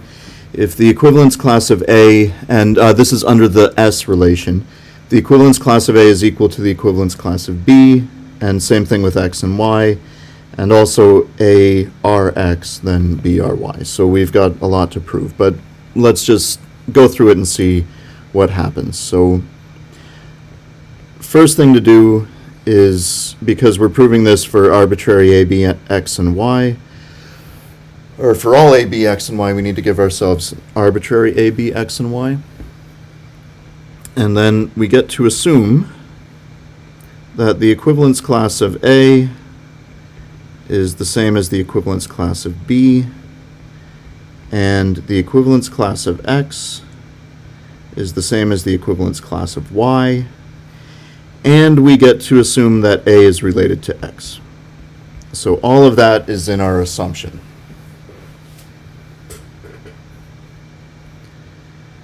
Now, let's unpack this assumption a little bit. Remember, there was the theorem about equivalence classes that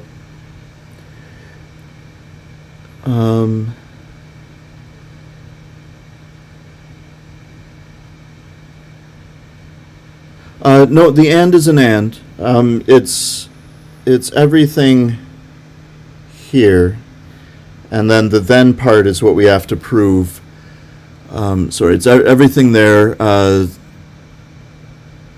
and the then part is what we have to prove, which is b is related to y. Okay. All right, so remember the theorem about equivalence classes that says when two equivalence classes are equal, that is exactly the same as just saying the two elements are related. So here, saying the equivalence class of A is equal to the equivalence class of B is not saying anything more or less than just that A is related to B. The square brackets around an element, that's the notation for the equivalence class. The equivalence class of A is the set of things that are related to A. And the notation for that is always square brackets. That's what that means. Okay, but the theorem says saying two equivalence classes are equal says nothing more or less than just that the two elements are related. So saying the equivalence class of A is equal to the equivalence class of B says nothing more or less than just that A is S related to B. And the same thing goes for the other one, where we're saying that the equivalence class of X is equal to the equivalence class of Y. That says nothing more or less than just X, S, Y.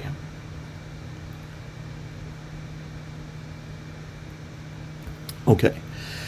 So what we have is ASB, XSY, and ARX. Now, we also know ASB means two things. It means ARB and BRA, because that's how S is defined. And XSY means XRY and YRX. So we have all of that, and we also have ARX as part of our assumption. Okay, now, what we know about R is that R is reflexive and R is transitive. We don't know that R is symmetric. We just know it is reflexive and transitive. And our goal in this situation is to prove what comes after the then, which is BRY.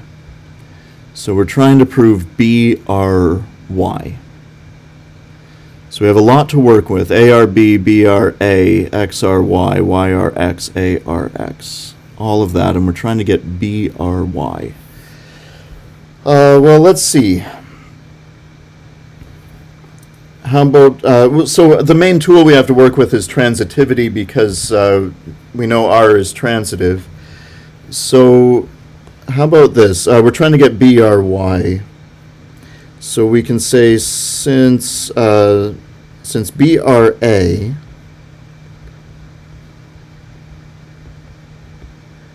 and also ARX.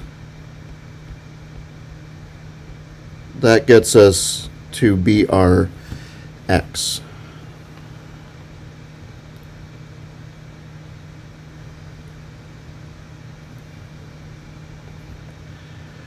Okay. We're trying to get to BRY. And I think we can do it because now we can say since BRX and XRY, because that's another one of the ones that we have, XRY, we get to BRY by transitivity.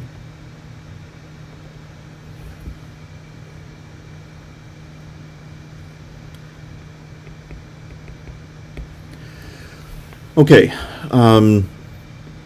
we all right?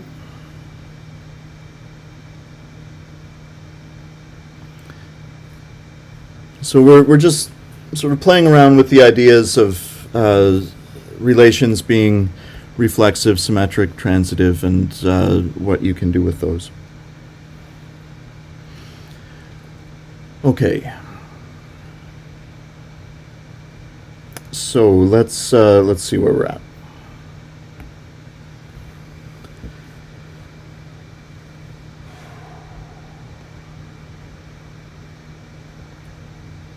Oh boy, this next one is fun.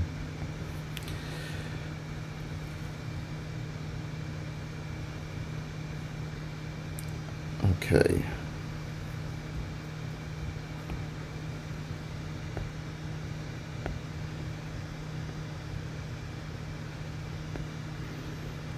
So what we're doing in this one is we're defining a relation on the equivalence classes themselves. So we're saying what it means for an equivalence class to be related to another equivalence class.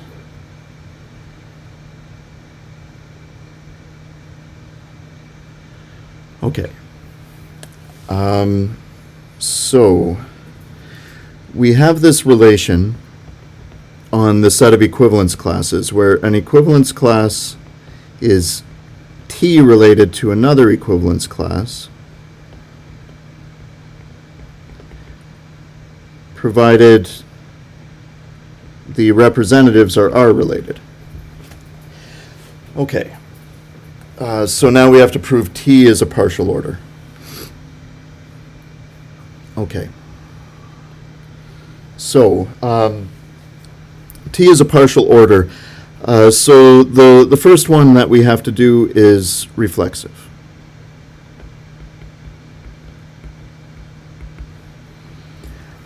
Okay, so we give ourselves an arbitrary equivalence class, and we have to prove this equivalence class is related, T related to itself, but the idea is something being, two equivalence classes being T related means that the two representatives are related. Okay, well, sorry, let this be in the set of equivalence classes. So we give ourselves an arbitrary equivalence class, and then we know A is related to A because we know R is reflexive.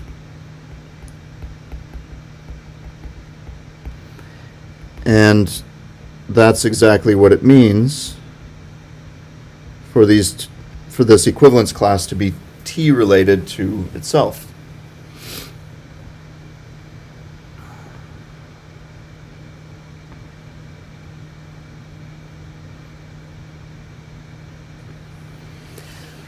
Okay, so that proves that T is reflexive. Every equivalence class is related to itself because R is reflexive, so that works out pretty well. Next, we have to do symmetric.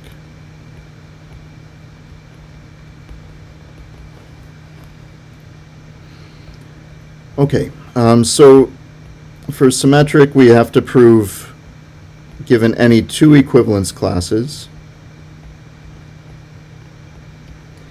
if they're related, t-related in one direction, then they're t-related in the other direction as well.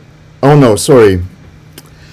I got confused for a minute. We're not proving, yeah, you're right. We're not proving this is symmetric. We're proving it is anti-symmetric. Because we're trying to show this is partial order. So we have to show if the equivalence class of A and equivalence class of B are related in both directions, then the equivalence classes are equal.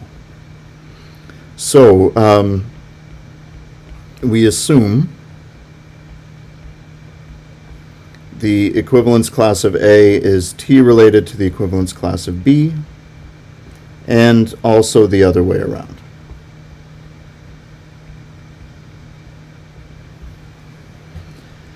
Okay.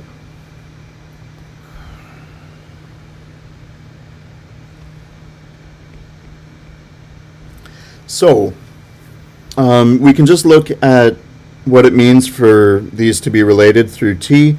It just means what it says in the question, that the representatives of these equivalence classes are related.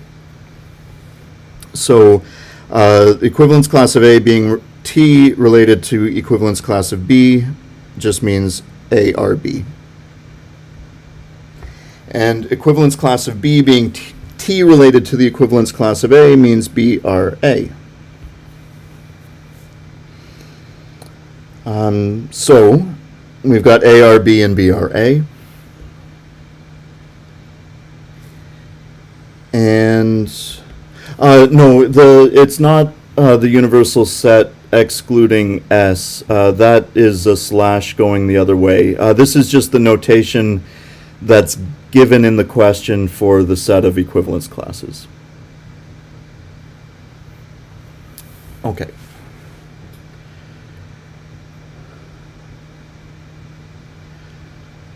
Okay. So we've got A are B and B are A, and that means A S B.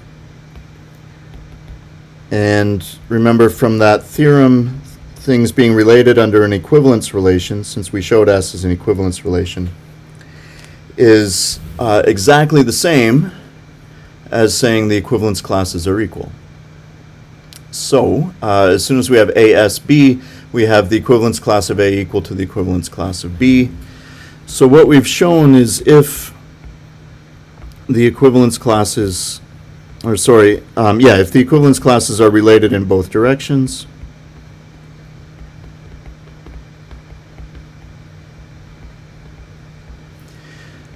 then the equivalence classes are equal.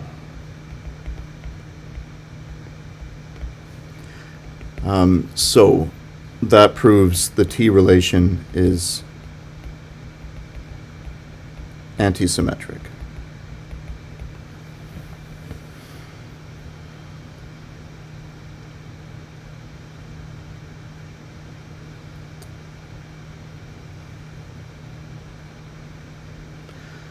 Okay, so that is anti-symmetric.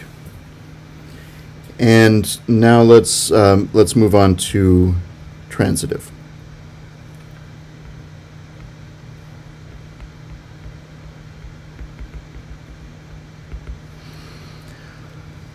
Okay.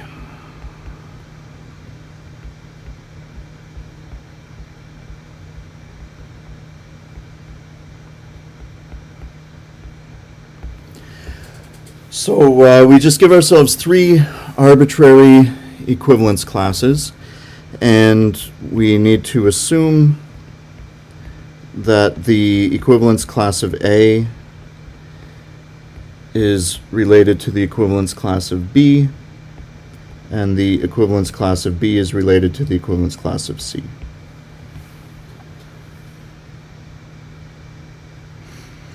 This one is very straightforward. It's really just going to follow from the fact that the R relation is reflexive, because remember to say the way the T relation is defined is that the equivalence class of A is T related to the equivalence class of B means just that A is R related to B. So we've got A related to B and B related to C, and we know R is transitive already, so A is then R related to C since the relation R is transitive.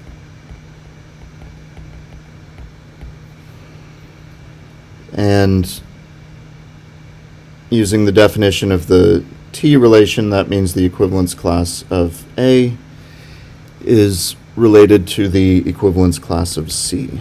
So that proves the T relation is transitive.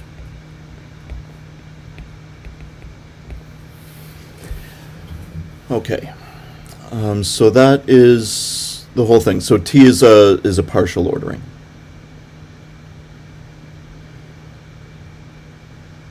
Yeah, the only thing that's different, well, the only thing different between a partial order and an equivalence relation is equivalence relations are symmetric, partial orders are anti-symmetric. Yeah, so that's the only difference between showing something's a partial order and showing something's an equivalence relation. Okay, so I think we're done with that question.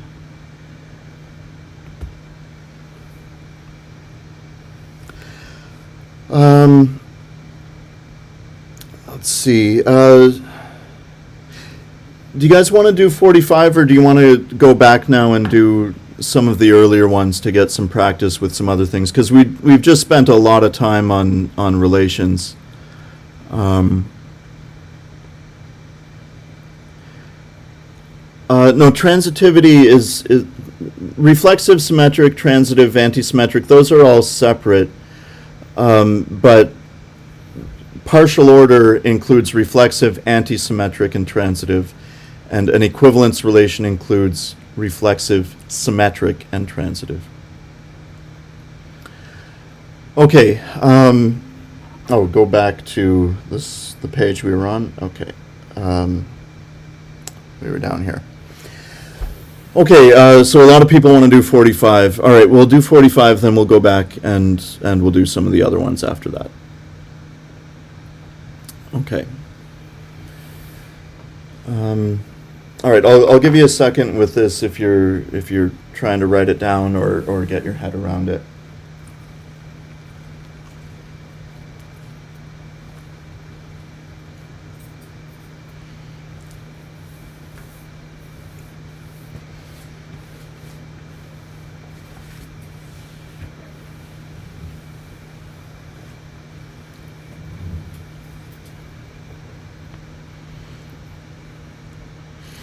Yeah, after 45, we'll go back and do some of the ones in the 20s. It looks like a lot of people have questions about those.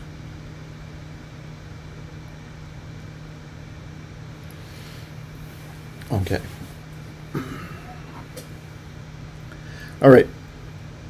Let's do 45.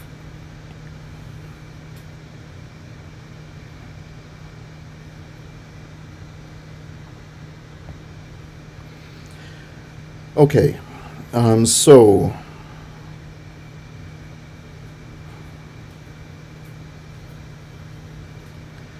we are again working with a relation that's both reflexive and transitive. So we're not assuming it's symmetric. We're just assuming it is reflexive and transitive. So same sort of situation as in the last one, but we only have the one relation to worry about. Okay, so we have two different sets, the L set and the U set. I think I'll refer to them as the lower set and the upper set because they're defined based on whether the A is on the, or whether the X is on the left or the right. Okay, so the first one is prove for all A and B, so we're going to let A and B be arbitrary. A is related to B if and only if the lower set of A is contained in the lower set of B. So we assume A is related to B. Because it's if and only if we have to do both directions. Prove if A is related to B, then the L set is contained in the L set of A is contained in the L set of B, and then we have to do the other direction as well. Okay, so we assume A is related to B. What we have to do now is prove this subset relation, that the L set of A is a subset of the L set of B.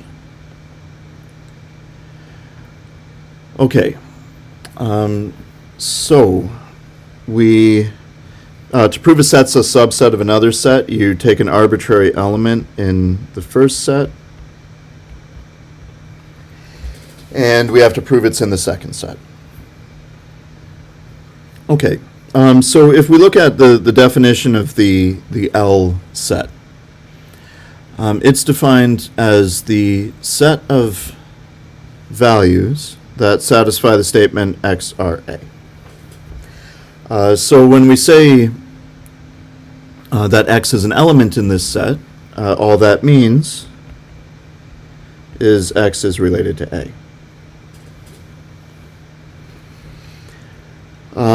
Now,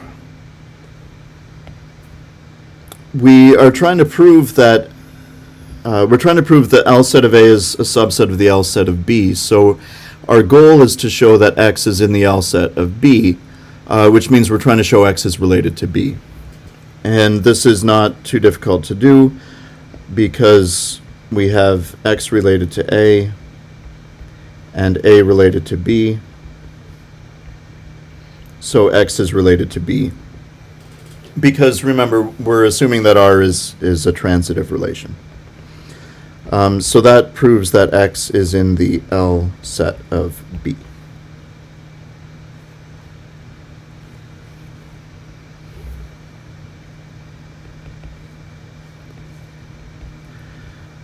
Okay, so we've just taken an arbitrary element from the L set of A and proven it's in the L set of B.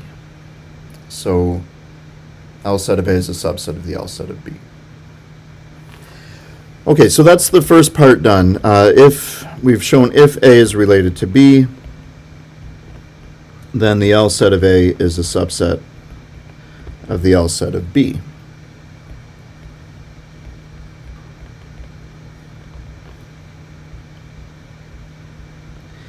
Now, we have to do the other direction. How did we get X related to A and A related to B?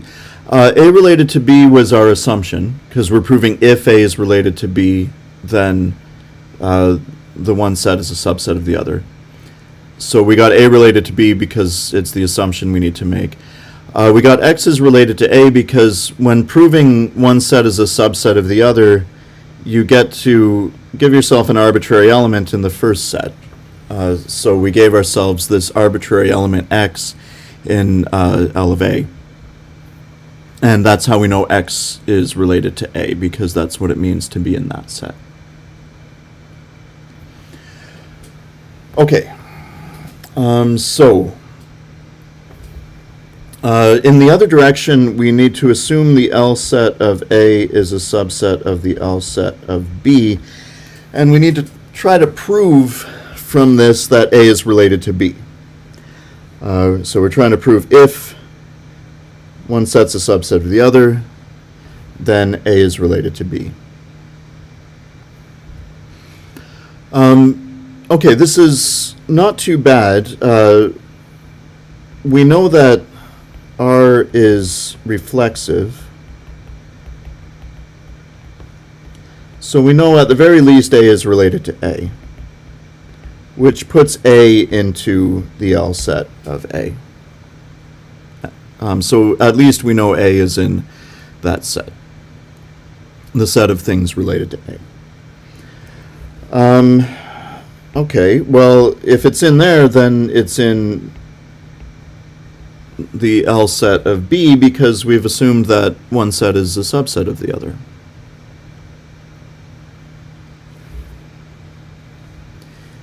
And that gives us A related to B because that's the definition of that set, the L set of B. It's the set of things related to B. Okay, so that proves if the L set of A is a subset of the L set of B, then A is related to B.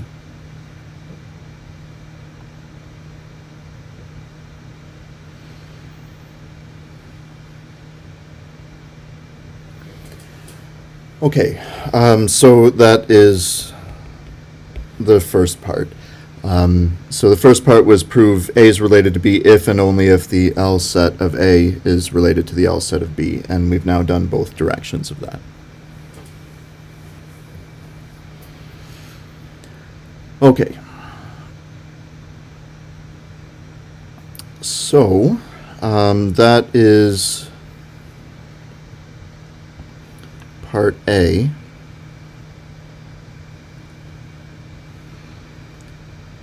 Now for part B.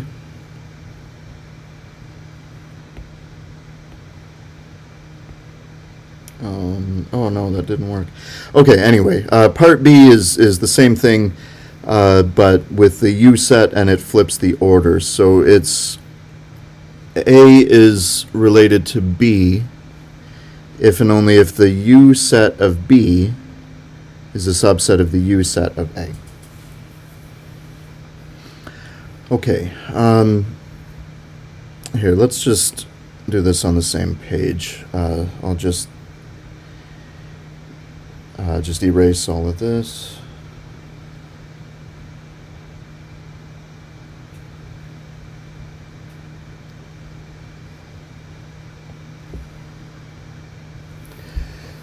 And now we'll work on part B.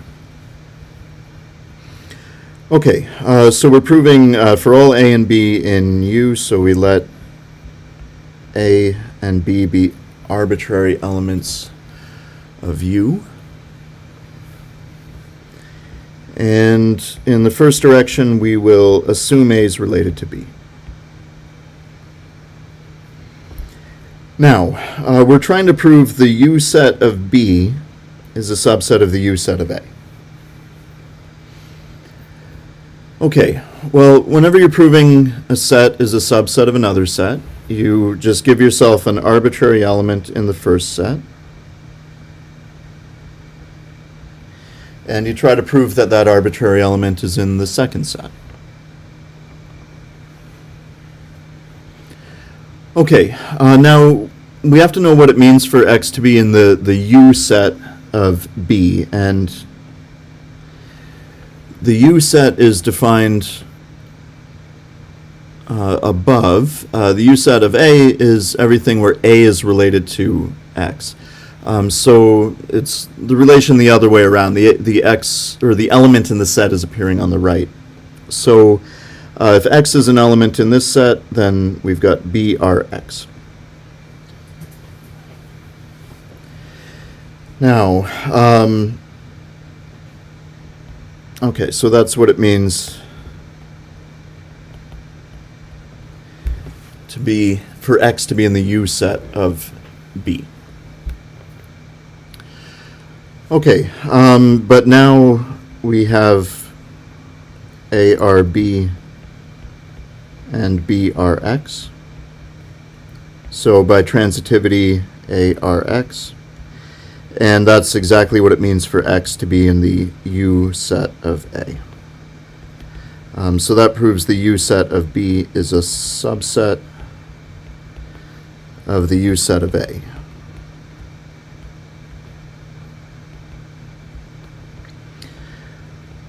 Okay, so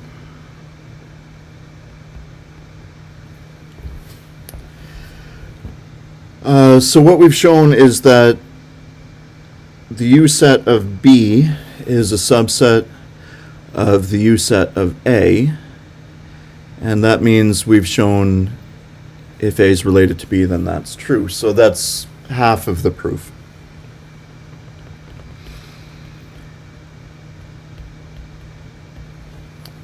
Okay, so the other half. When we're going in the other direction, we're first going to assume that the subset relation holds, and then we have to try to prove A is related to B. So assume U set of B is a subset of the U set of A, and we now have to try to prove A is related to B. Well, similar to the last one, we can say since B is related to B, B is an element in the U set of B.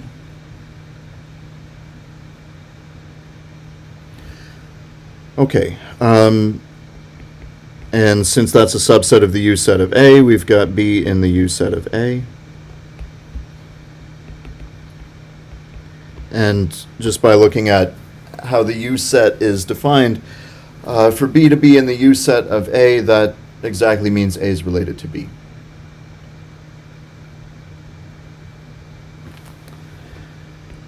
Okay, so that proves if the subset relation holds, then A is related to B.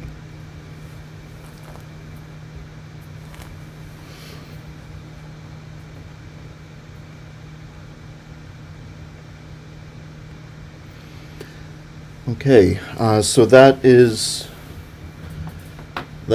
part B.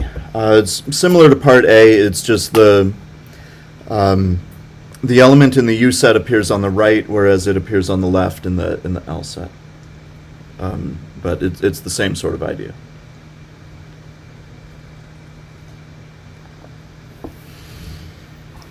Okay.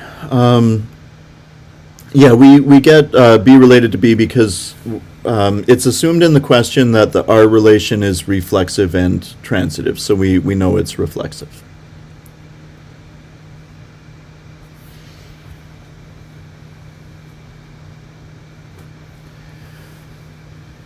Okay, let's see, what's next? Prove if R is also symmetric, then the L set and the U sets are the same. Is that one pretty obvious? That the L set and the U set is the same as if R is reflexive? Because if something is in the L set, X is related to A. If something's in the U set, A is related to X. If the relation is symmetric, those two things mean the same thing, right? So that one's not too bad. It's just a matter of going through the motions, proving one set is a subset of the other and vice versa. So if you let X be in the L set of A, you have X related to B by symmetry, or sorry, L set of A, you have X related to A. By symmetry, A is related to X, so it's also in the U set, and then it'll be exactly the same thing in the other direction. So that one's not too horrible. But I suspect people mostly had trouble with the other part of this question, part D.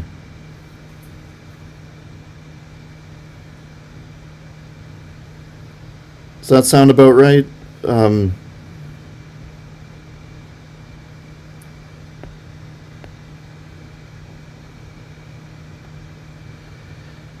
Okay.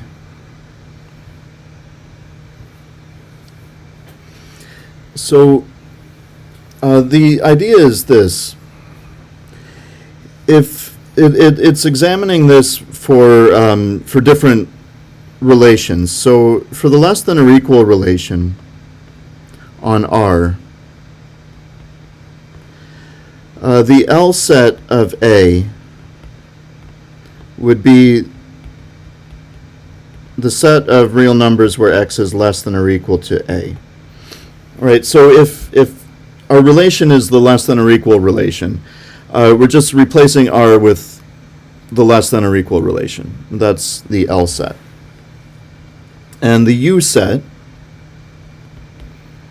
is the set of X values where X is greater than or equal to A. Again, just replacing R with the less than or equal relation. And these are sets that we've dealt with before. This is the set negative infinity to A, and this is the set A to infinity. So that's the L set and the U set. So really, what part 1 is just a restatement of the very first thing we proved. A is related to B if and only if the L set of A is a subset of the L set of B. It just happens that in this case the L set of A and the L set of B are these intervals. This is question 45.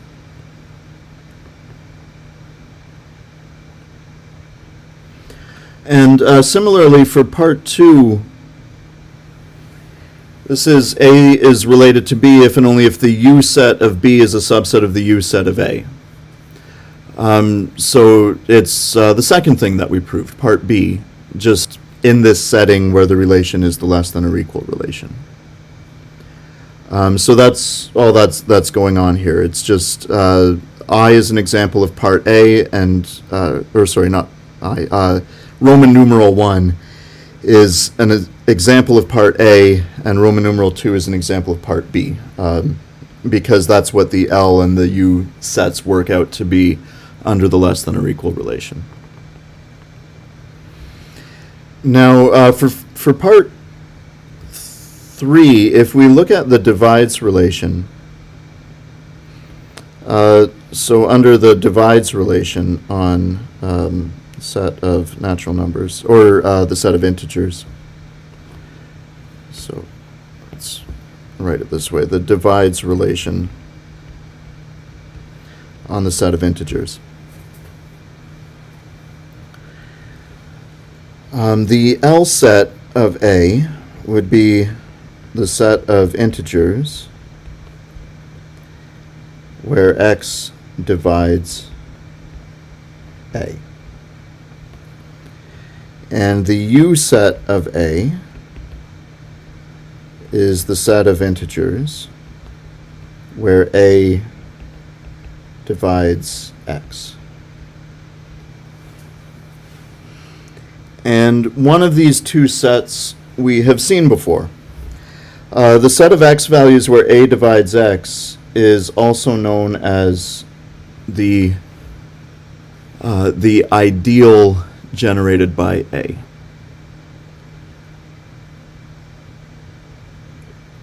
So in this case, the U set happens to coincide with the ideal generated by A. And so if you apply part B of the question in this situation, it would say A divides B if and only if the ideal of B is a subset of the ideal of A, because it's if and only if the U set of B is a subset of the U set of A. So the idea here is that under different relations, the L set and the U set have different meanings, and a lot of them are things that we've seen before. Now, the next one is the subset relation on the power set of some universe of discourse. So in this case, the L set of, in this case we're talking about a set, so I'll use a capital A, is the set of all capital X sets that are subsets of A. And the U set would be the family of supersets of A. And in this case, the L set is the collection of subsets of A, which we have other notation for. It's the power set of A.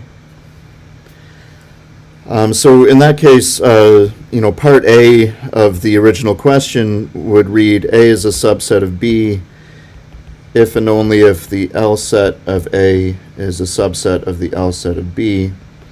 Well, in this case, the L set happens to coincide with the power set. So it's exactly the same as this. That the power set of A is a subset of the power set of B.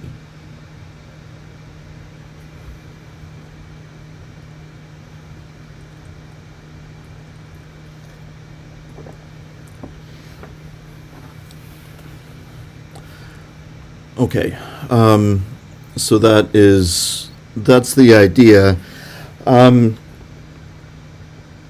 Now, the next two are similar to this. We're just going through what the L set and the U set are for specific examples of relations. But the next two are equivalence relations, and in that case, the L set and the U set are the same because it's symmetric. That was part C. If it's symmetric, the L set and the U set are the same. Okay. You don't have to know the definitions of the L and the U sets. No, but you do need to know, the power set, the ideal, and the different intervals, the things that we've done in class. But you don't have to know the definitions of the L and the U sets. Okay. All right. I think that's enough with relations. We've spent a very long time on relations. Let's go back and do some other stuff. Okay, so which questions did you guys want to do from the 20-somethings? Probably the Boolean algebra stuff. Okay, 26. Okay, that's an induction one. Is there Boolean algebra? Yes, there is Boolean algebra. You will get the definitions of Boolean algebra. You've got 3 pages at the end: definition of the real numbers, definition of the integers, and definition of Boolean algebra. All of that stuff is going to be given to you.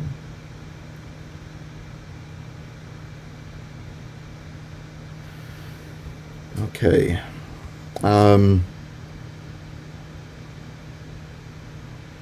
All right, so question 30. Okay, so you've got a sets question, induction question. All right. 35, 39.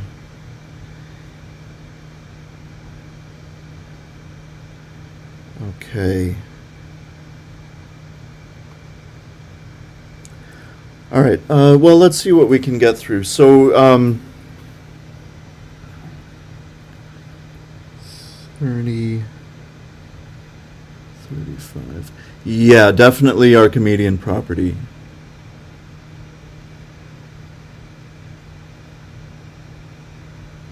Yep, the exam is cumulative. Okay.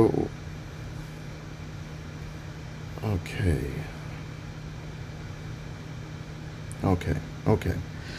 All right, let's get into this. We'll start with 26.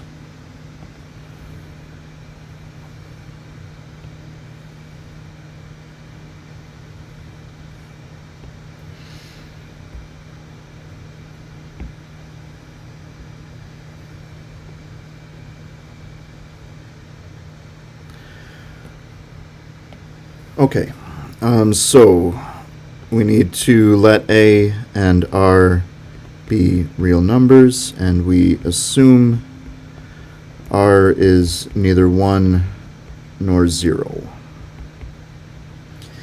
And then we're going to do this using induction, so we'll let S be the set of natural numbers that satisfy this formula.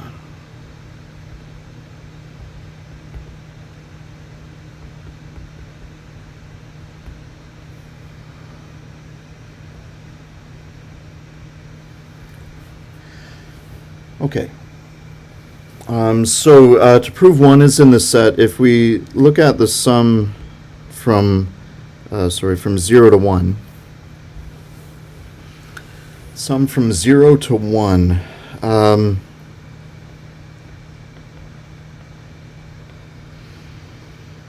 what do we get? Well, we get a times r to the power 0 plus a times r to the power 1. Okay. which is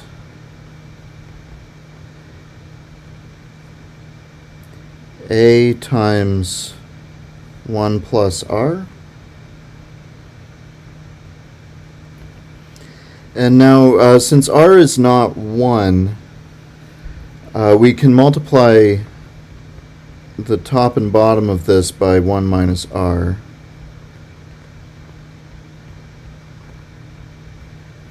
And we get a times 1 minus r squared over 1 minus r.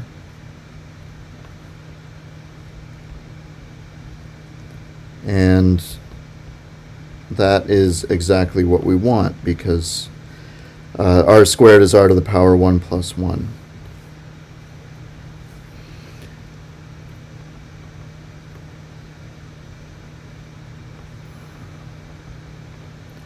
Where did the ar to the power 1 come from? Because we're summing from 0 to 1, so k is taking the values of 0 and 1 in that sum.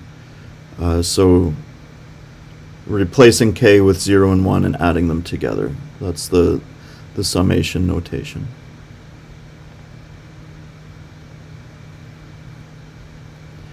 Okay, so this proves that 1 is an element in the set, because when the set variable n has a value of 1, we get this formula working out. Okay, so now we have to prove the set is inductive, so we'll let n be in the set.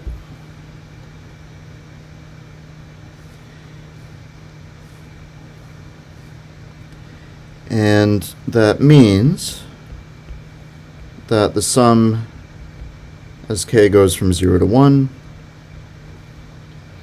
of a times r to the exponent k is given by this formula.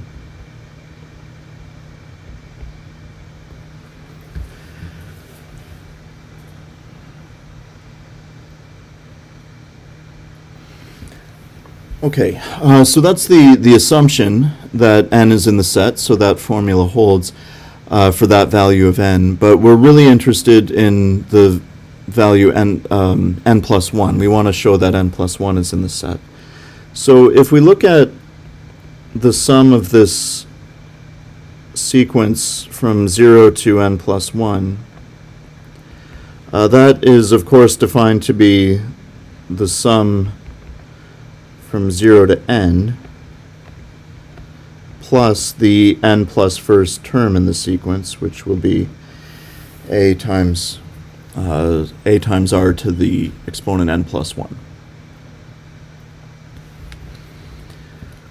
Okay, now our assumption is that the first part of this, the sum from 0 to n, we already have the formula for. So that can be replaced by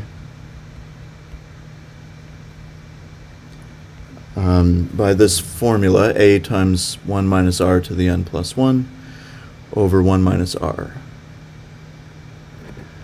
The properties of sets on the exam, no, you won't get the properties of sets, but you will get the definition of the Boolean algebra. And the properties of sets are the same because sets form a Boolean algebra.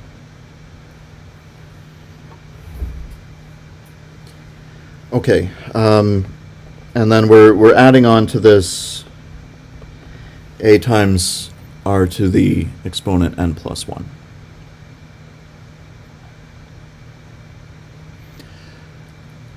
Okay, what can we do here? So I suppose we should probably get a common denominator.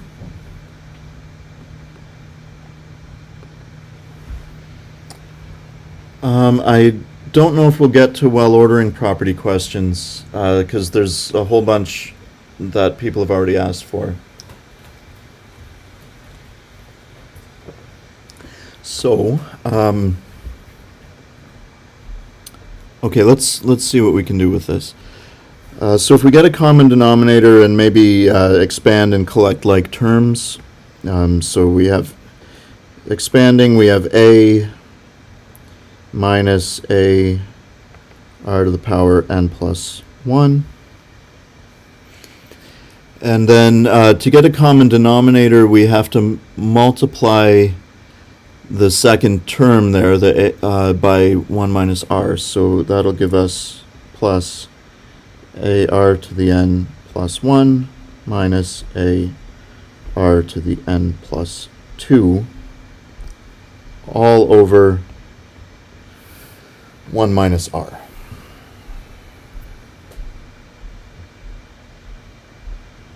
So that's just getting a common denominator and expanding. And then collecting like terms, we've got two terms that are the same. We've got a negative a r to the n plus 1 plus a r to the n plus 1. Those cancel.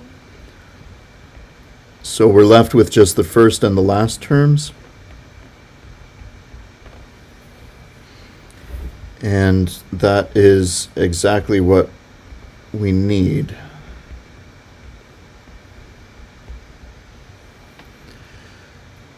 We just got to factor out the a.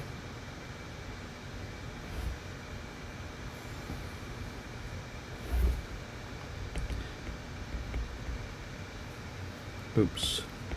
So that proves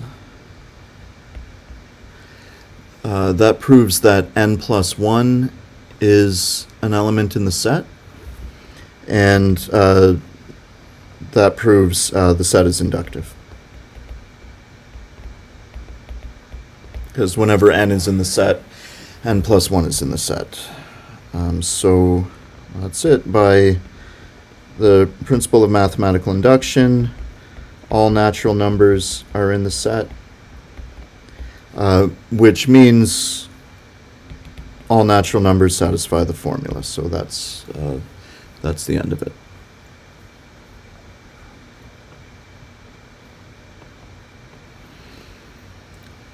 Okay.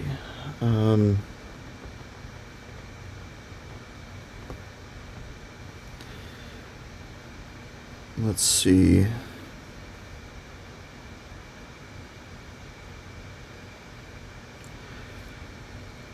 Oh yeah, 27. That was mentioned earlier. Let's do 27. It's not terrible.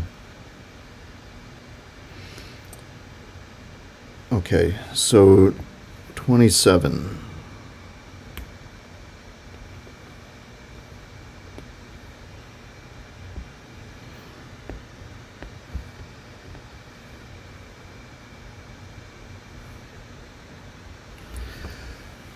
Okay, so we let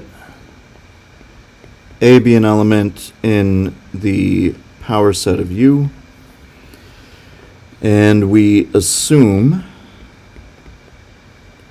U complement A is a subset of A. And we're trying to prove A is equal to U. Okay, to prove A is equal to U, we have to prove two things, right? We have to prove A is a subset of U and U is a subset of A.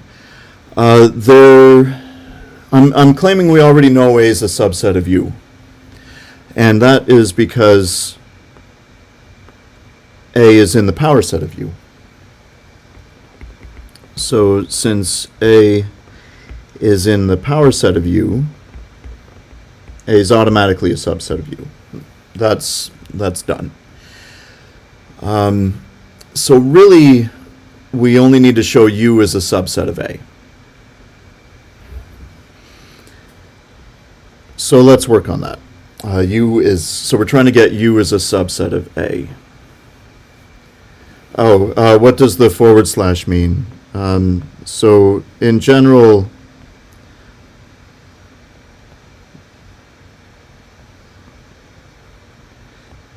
the forward slash is the set of elements in the first set but not in the second set.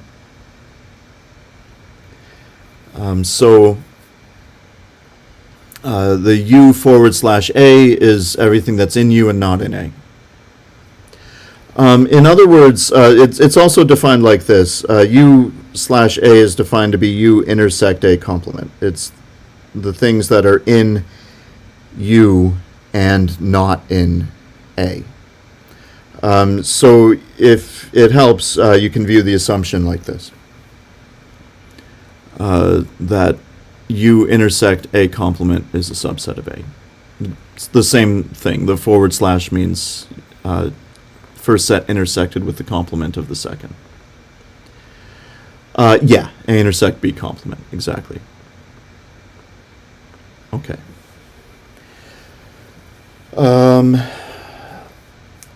Okay, A in the power set of U is given in the question. That's how we got that. Okay, so our assumption is that U intersect A complement is a subset of A. But we know from the properties of Boolean algebra that U intersect anything is that thing. That's the identity property.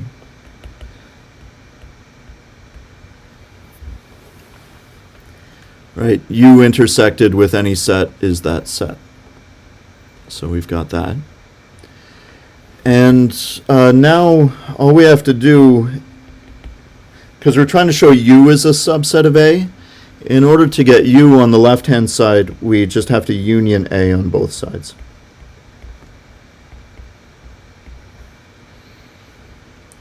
So if we just union A on both sides of that inequality, A complement union A is U.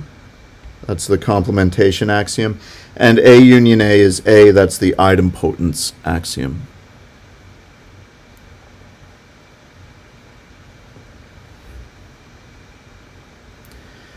So we now have A is a subset of U, and U is a subset of A, which proves A is equal to U.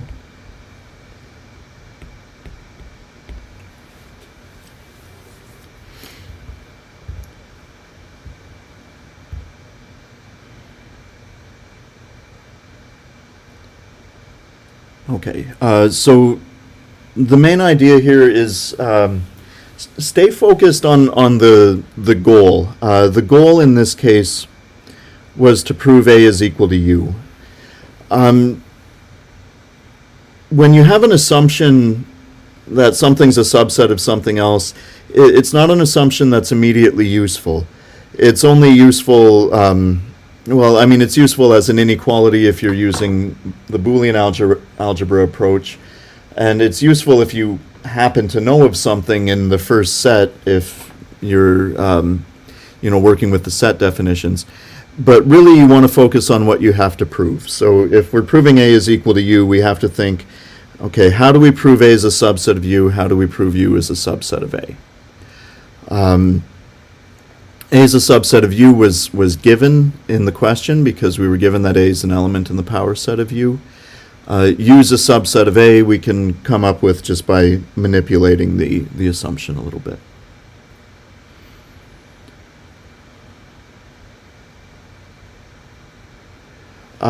How do we get from U intersect A complement to the next step?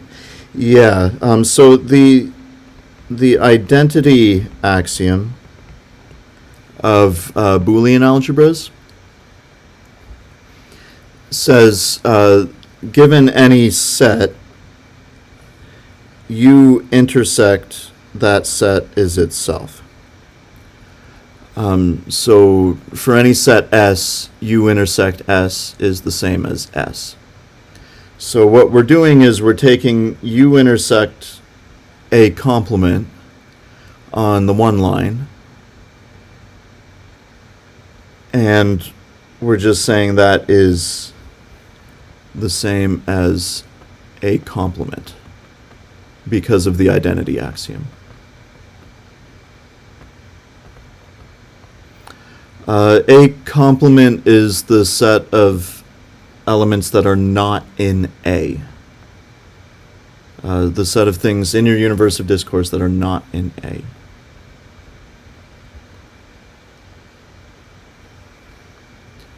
Okay. that is 27.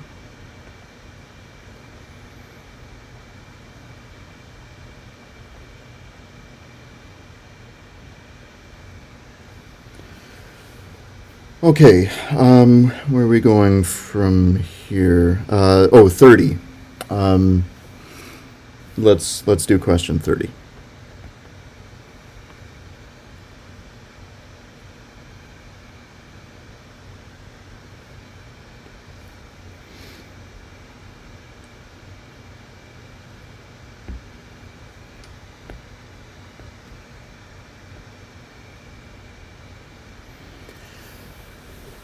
Okay, so 30, we just have two sets and we're proving they're equal. So remember, if you want to prove two sets are equal, you have to show each one is a subset of the other.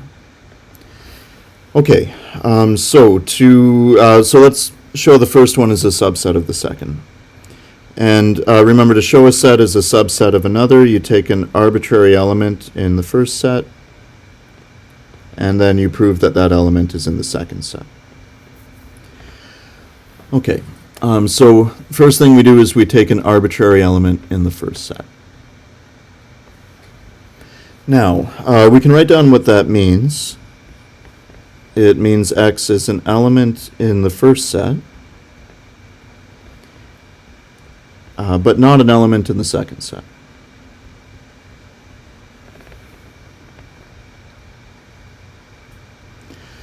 Okay,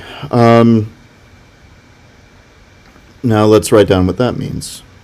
So it means, so x being an element in the interval from negative infinity to 3 just means x is less than or equal to 3. And now we have to sort out what it means to be not in the interval from 1 to 2. Now, you don't have to write this next part down if you're doing the exam, but if it helps you to think about it, we know what it means for x to be an element in that set. It means x is between 1 and 2, or bigger than 1 and less than 2. And so to not be an element in that set, what we're doing is we're writing down the negation of that.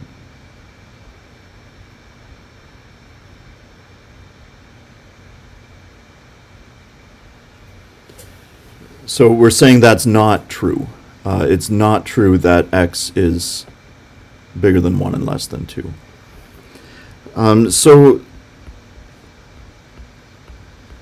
now you don't have to write that down if you can jump right to this next step without it, but it's just a way to think about it. So what it really means for x to not be in there is that x is less than or equal to 1, or, because the and changes to an or, x is greater than or equal to 2.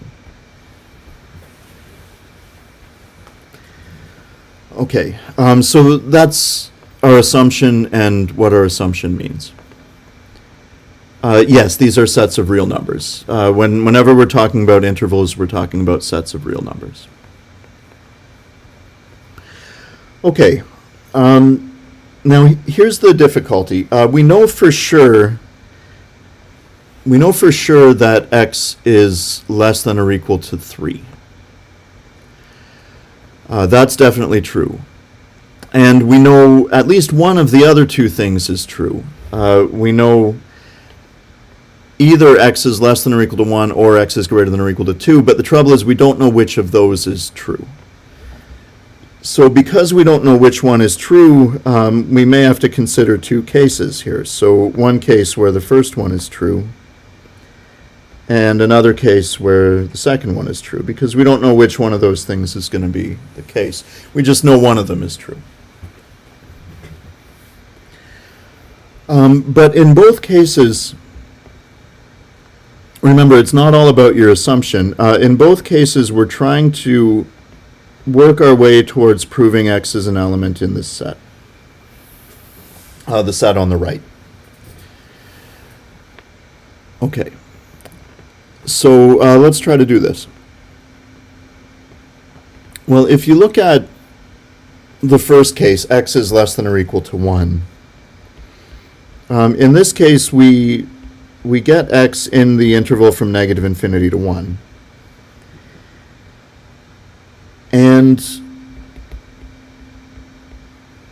that's enough to get x into the union, because to be in the union, it only has to be in one of them, right? The union is defined as the set of things that are in at least one of the two sets. So it's if it's in one of them, it's in the union. Okay, in the second case, we've got x greater than or equal to 2.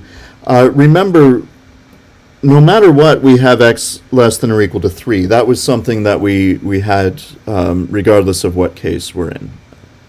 So that's true. So now in this case, we've got x greater than or equal to 2, and we still have x less than or equal to 3. So that gets us x in the interval from 2 to 3. And that's enough to get x into the union, because to be in the union, you only need to be in at least one of the two sets.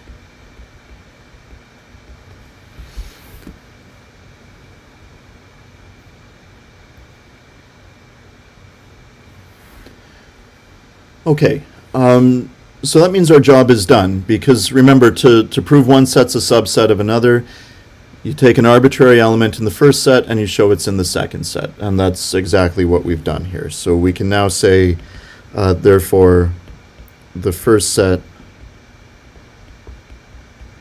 is a subset of the second.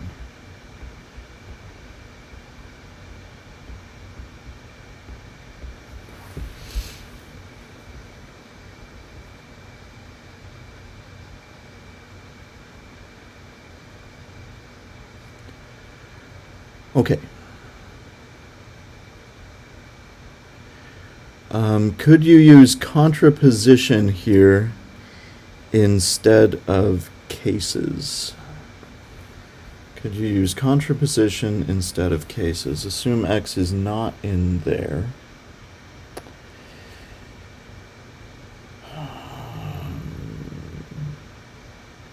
Then it's not in there. If you did contraposition, I think you would still have cases. They would be different cases, but I think cases would still show up. But it would work for sure. Contraposition would work as well. Okay, now let's do the other direction. So because we're trying to show these two sets are equal, we have to show each one is a subset of the other. So in the second direction, we have to show the union is a subset of the set on the other side. So we give ourselves an arbitrary element in the union.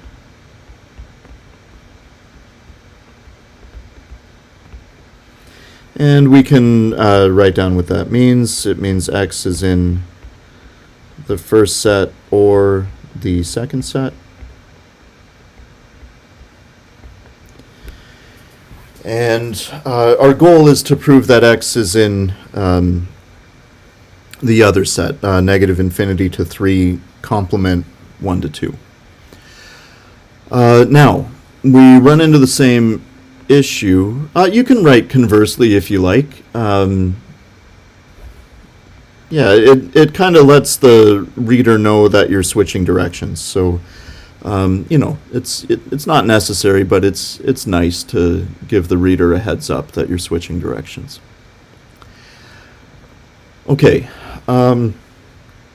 so we run into the same issue here where we have this OR. We know x is in one of these two sets, but we don't know which one. And so we can consider the two different cases because we don't know which of these is the case.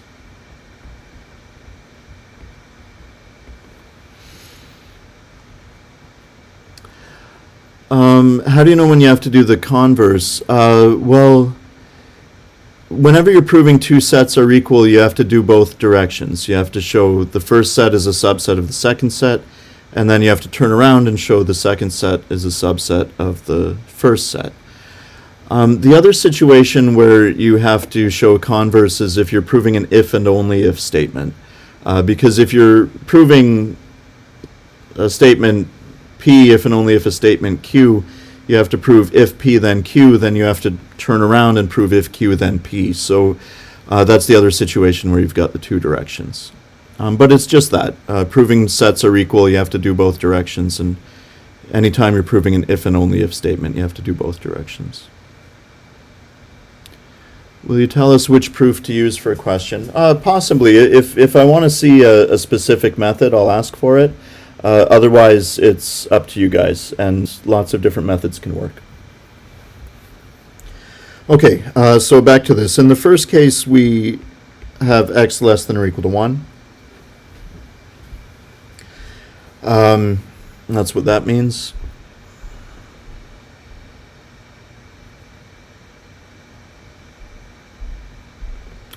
A question related to complete induction. No, there is not a complete induction question on the exam.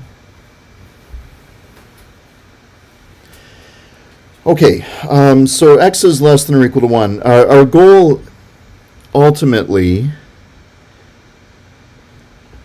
is to try to get to x being in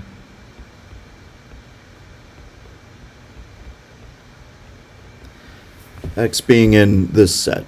So that's our ultimate goal.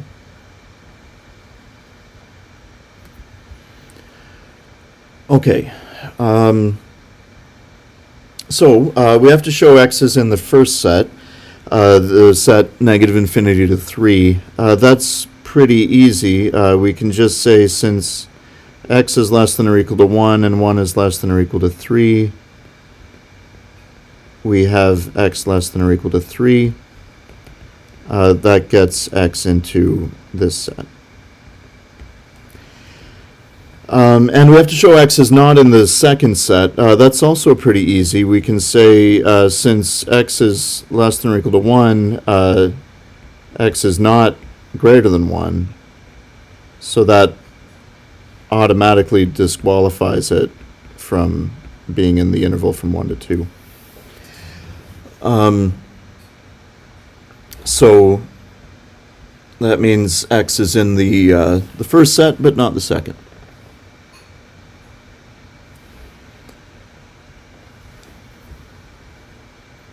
Okay, now let's look at the second case.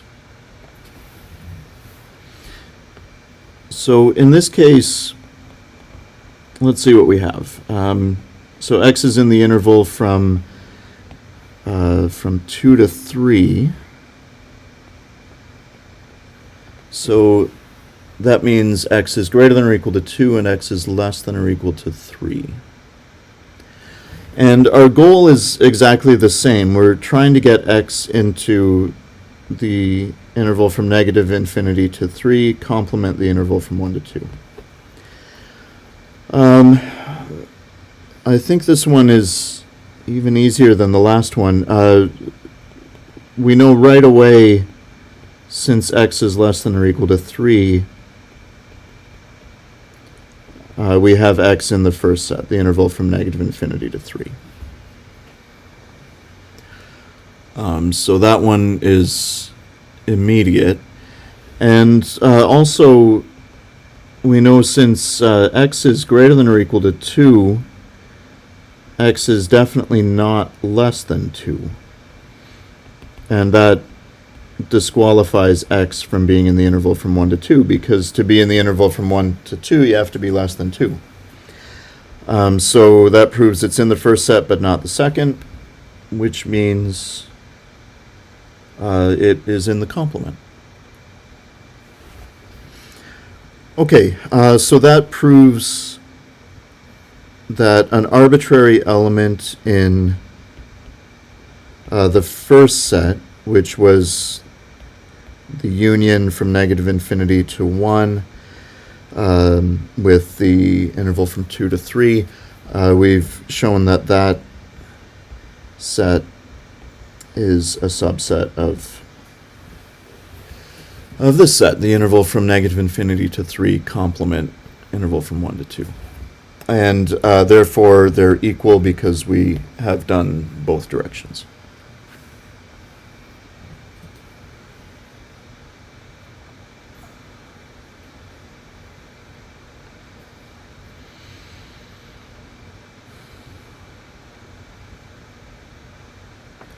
Okay, so that is,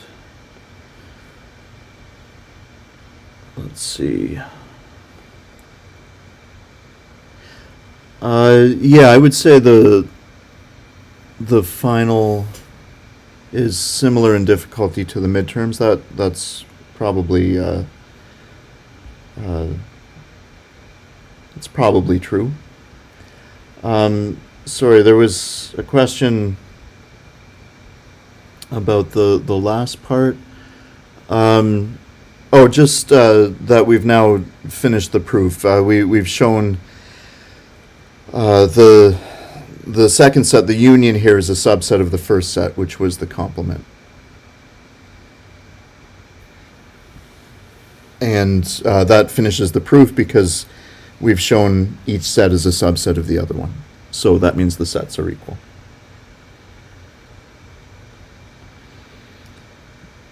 Okay, let's see where we're at. That was 30.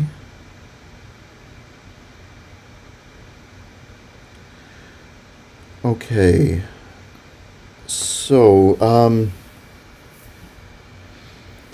33, and I think some people also wanted to see 35. Is that right? 33 and 35? Okay, let's go through those. So 33. All right, that's a good one to do.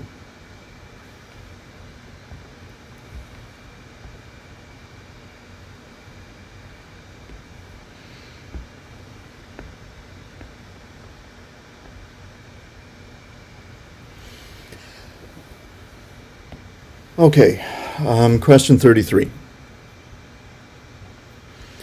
So same sort of thing where we have two sets and we're trying to prove they're equal. That means we have to prove that each one is a subset of the other. So let's get started. To prove the first one's a subset of the second, we give ourselves an arbitrary element in the first set, and we try to prove it's in the second set. Okay, the main thing here, what does the big U mean? Okay, so just an aside, the union over some index set of some set that depends on that index is the set of x values where for some element in the index set, x belongs to the corresponding set.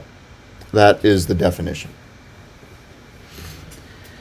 No, there is induction. There's definitely induction.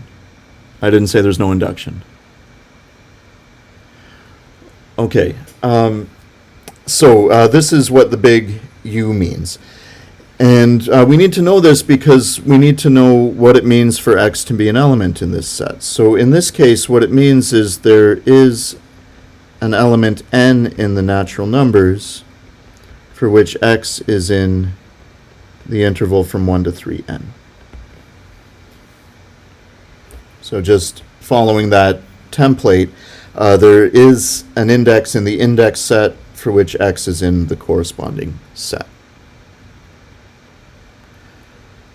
Okay, so if we want to be able to do this, we have to know the meaning of this symbol. We have to know the definition of it, because if it's just a symbol, you can't do anything with it. It's just notation. It doesn't have any meaning outside of its definition. So we absolutely need to know the definitions of these things in order to be able to do these questions. Otherwise, we can't get past the first line, right? Because if we know x is in this funny-looking symbol, and we don't know the actual statement that that symbol stands for, then we can't get beyond that. Okay, so this is really the main thing in this proof, is getting past that first line. X is in this union means there is at least one value of n for which X is in the corresponding set. Okay, so since that's our assumption that this n exists, we can instantiate a value of n. So let n be a natural number for which X is in this set. And then we know what it means for X to be in that set.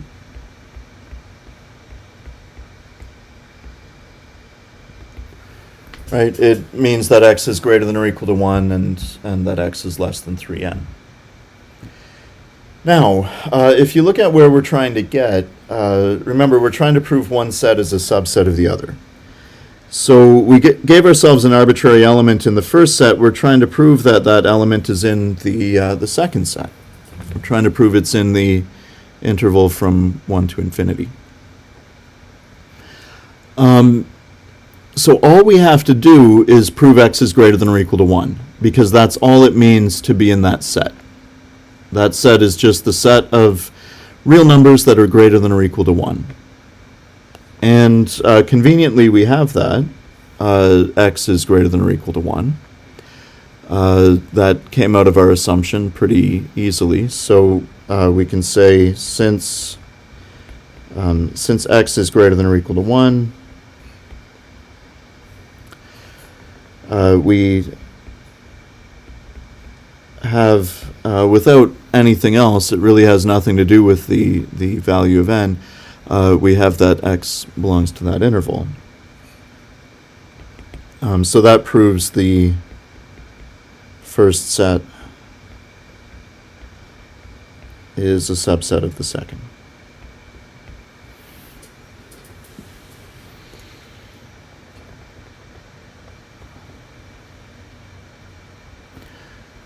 Okay, so that's half of it, right? To prove two sets are equal, you have to show each one is a subset of the other. So we've now shown the first set is a subset of the second.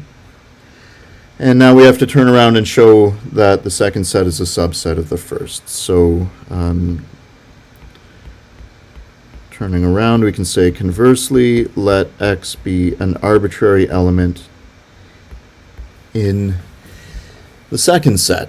The interval from 1 to infinity.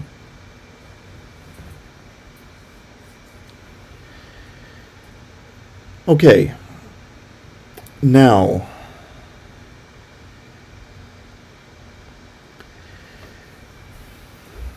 our goal is to eventually show that X is an element in this set.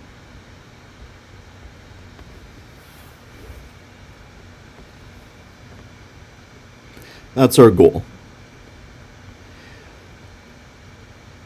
But just like in the other direction, if we don't know what that symbol means, then in this case we don't know what we're trying to prove, right? So it's absolutely necessary that we know the definitions of these things and how to interpret the definitions of these things. Otherwise we can't get anywhere with the proof. So we need to know that if we're trying to prove X is an element in that set, what we're trying to prove is the existence of a value of n that will get X into the interval from 1 to 3n. That's what we're trying to prove.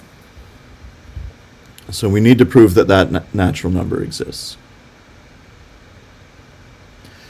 So let's see how we might go about this. So let's go back to our assumption. We had let X be an element in the interval from 1 to infinity. So that tells us that X is greater than or equal to 1. Okay, so that's great. X is greater than or equal to 1. So now all we need, since we already have X greater than or equal to 1, we just need to find some value of n where X will be smaller than 3n.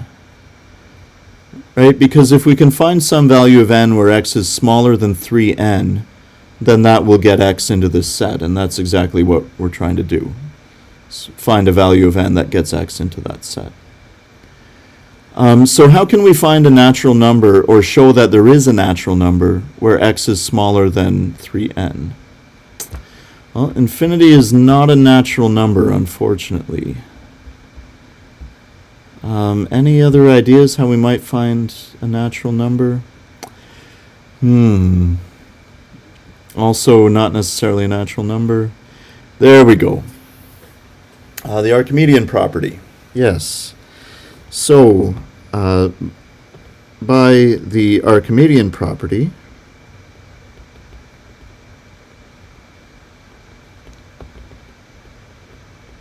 we know directly that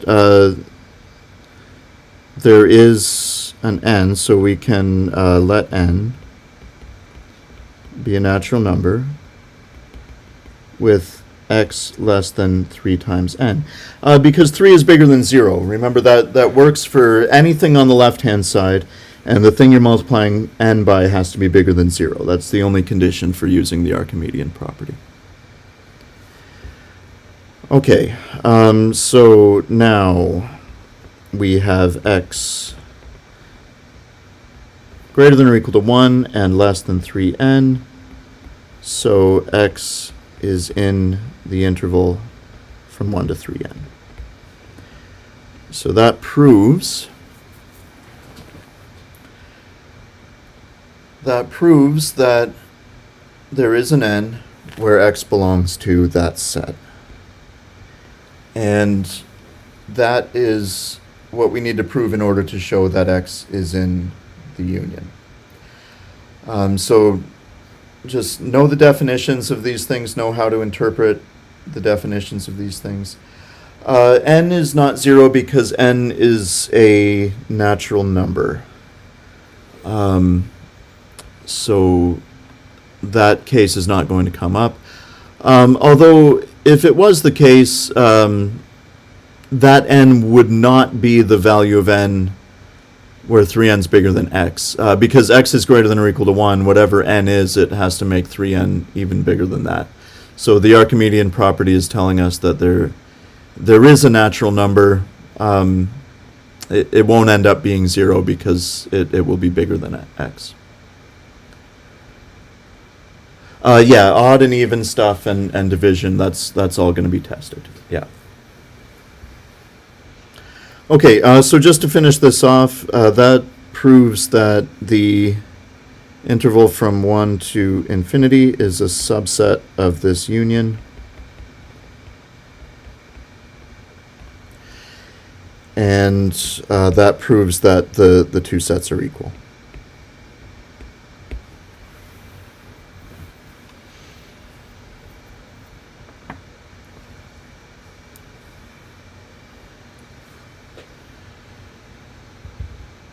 Okay.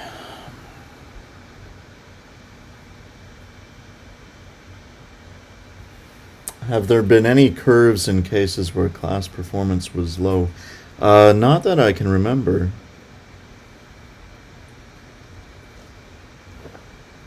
The Archimedean property, yeah. Let's go over that step.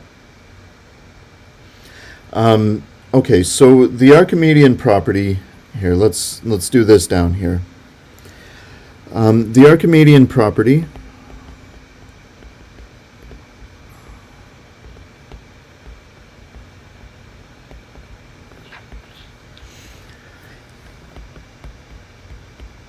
it says given any real numbers a and b,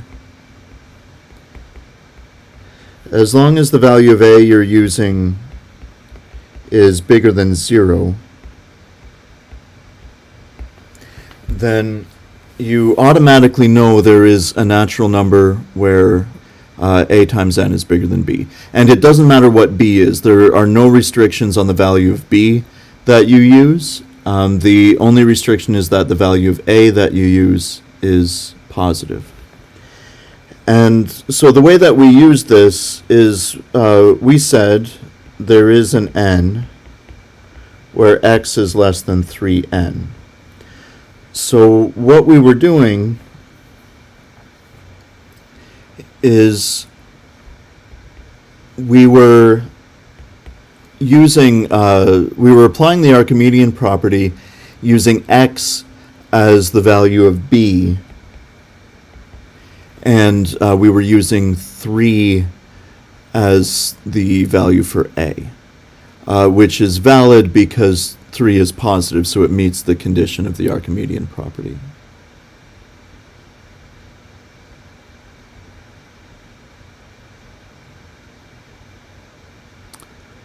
Okay.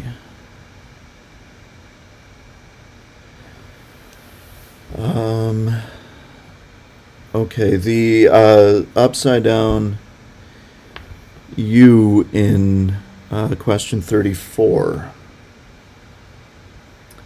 That would be the intersection. So, let's see here. Where are we? Question 34. Yeah.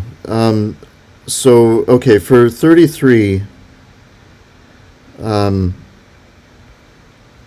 x being here. Let me write it this way. The union from 1 to 3n is, in this case, the set of x values in the real numbers, because intervals are defined in the real numbers, where there's at least one value of the index n for which x is in the interval from 1 to 3n. That's the one that we just did. The intersection, so the one referred to in question 34,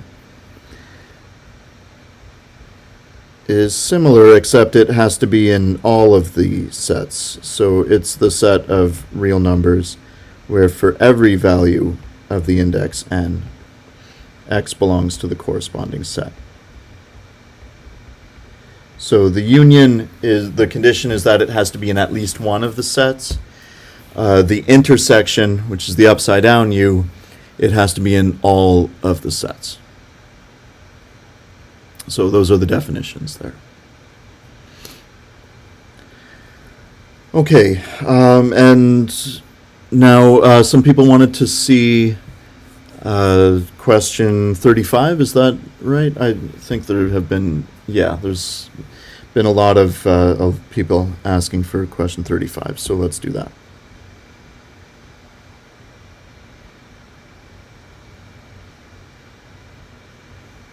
Oops. Have to get rid of that. Okay.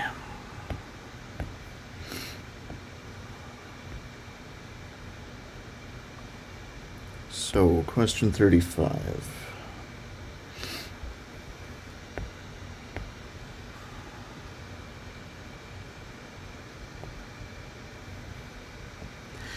Okay, so we're given this relation on the integers where this relation is defined to mean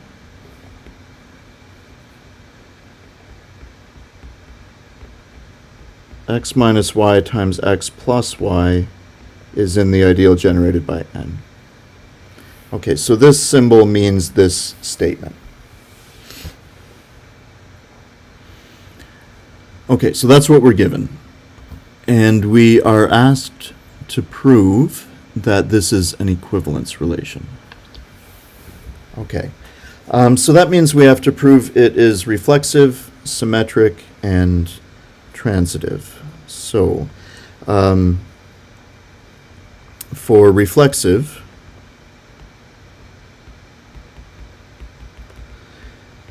we have to prove for every x in the integers, because this is a relation on the integers, x is related to x, where this relation is defined by this statement. So,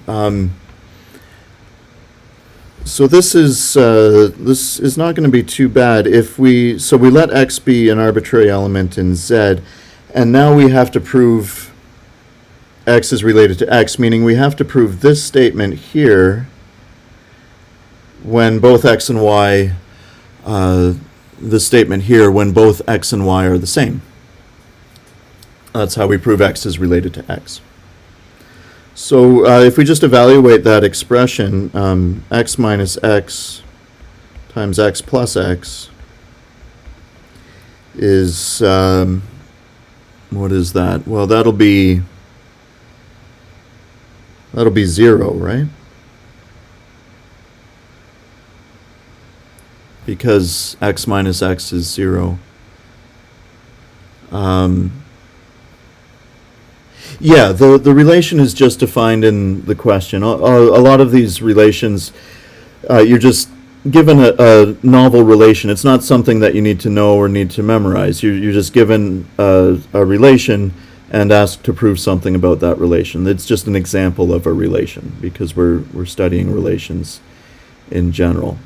So yeah, all of these relations are just one-off things. You see them once, you don't see them again. The questions on the test are going to be different relations. Okay, so when we evaluate this, we get 0, and we have to prove that that's an element in the ideal generated by n, but of course it is, because 0 is 0 times n. So that's definitely a multiple of n. So that proves x is related under this relation to x. So that proves this relation is reflexive.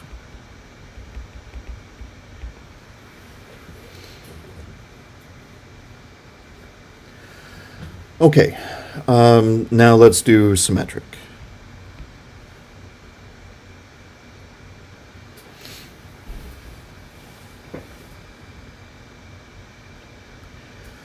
Okay, so symmetric, let's write down the statement first. Symmetric means for any x and y, in this case in the integers, because our relation is on the set of integers. If x is related to y, then we have to prove y is related to x. And again, the definition of symmetric doesn't change when the relation changes, but the relation could be any relation at all. So in this case, we're working with this relation. I didn't set it to 0, it just ended up being 0, because x minus x is 0, right?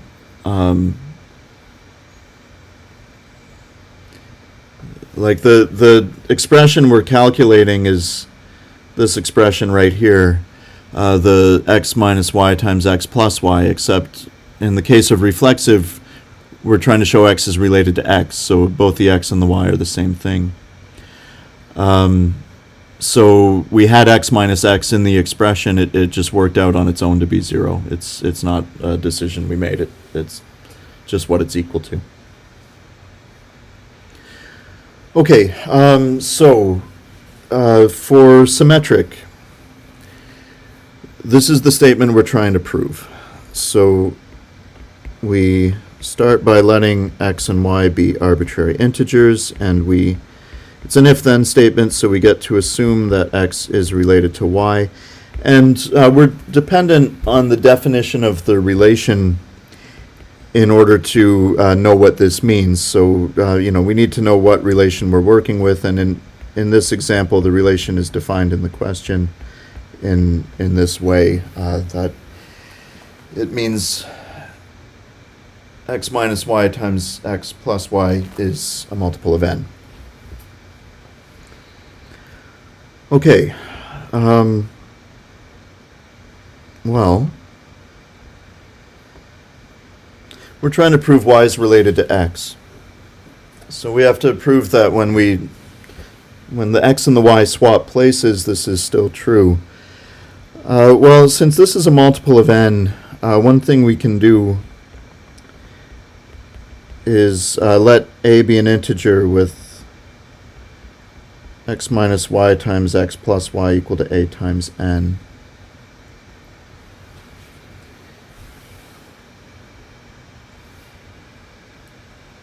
And But we're not really interested in that, right? We're interested in another expression because we're interested in showing y is related to x. So we're interested in this expression, y minus x times y plus x. That's what we're interested in. So we're trying to show that that is a multiple of n as well. Well, how can we do that?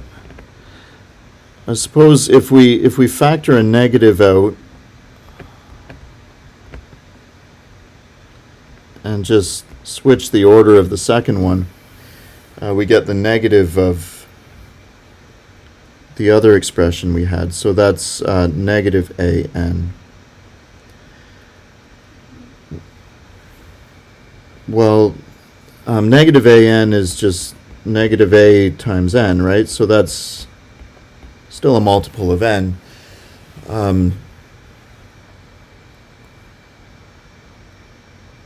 So it looks like that still works, right? If we swap the places of x and y, it still works out to be a multiple of n. So that proves that y is related to x. Okay, so that shows for an arbitrary x and y, if x is related to y, well, then y is also related to x.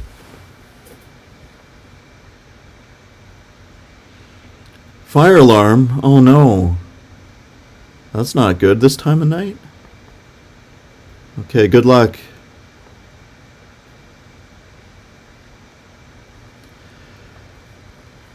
Okay. All right, so we've now got that this relation is symmetric.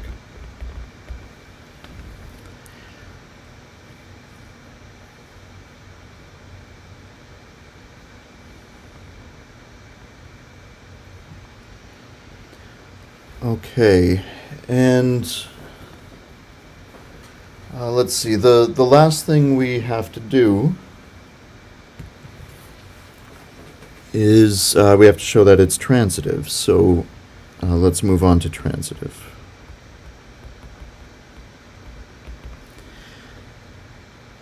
So we need to show for any x, y, and z in the integers, if x is related to y and y is related to z, then x is related to z.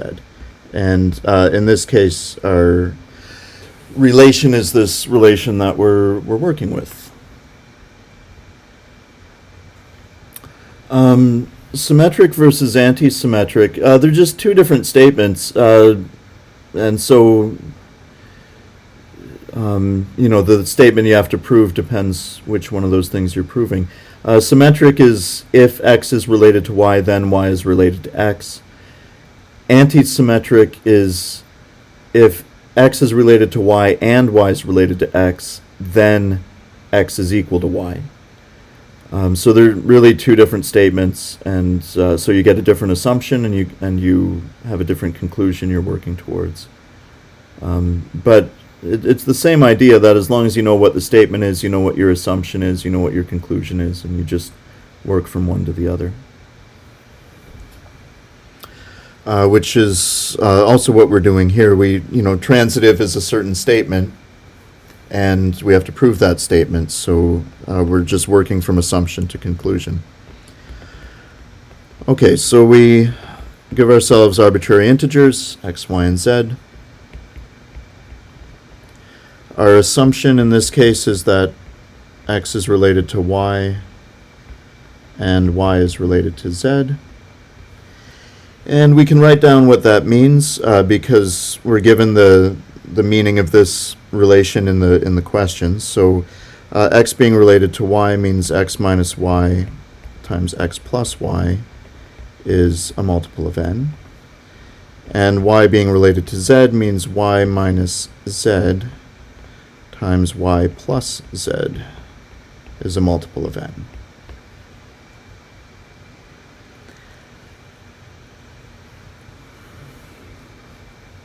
Okay, so that is our assumption. So of course, with that, we can give ourselves some equations we can work with. If we let a and b be integers with x minus y times x plus y equal to a times n, and with y minus z times y plus z equal to b times n. So we've got those equations that we can work with, but really we're interested in proving the conclusion. We're interested in trying to prove that the x is related to the z. So what we have to prove is that x minus z times x plus z is a multiple of n. So we're really interested in that expression, x minus z times x plus z.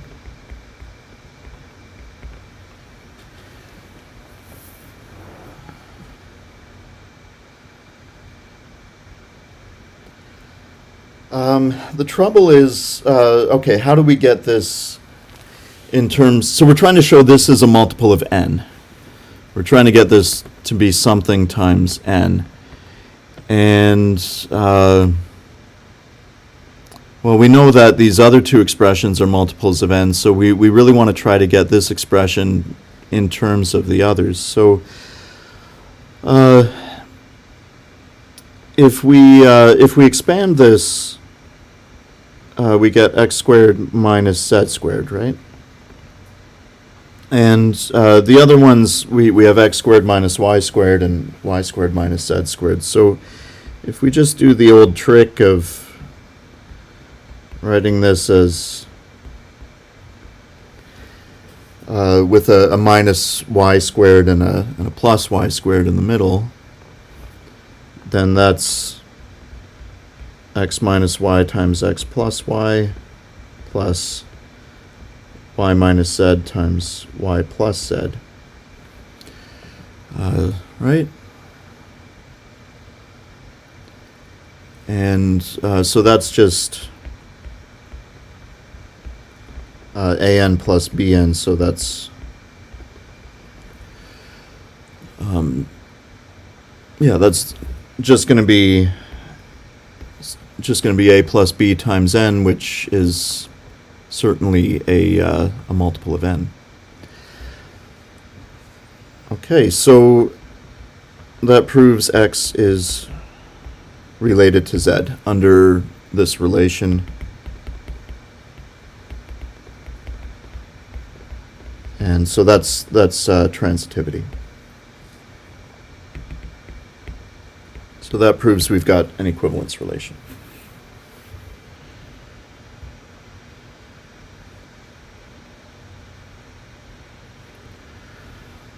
Okay.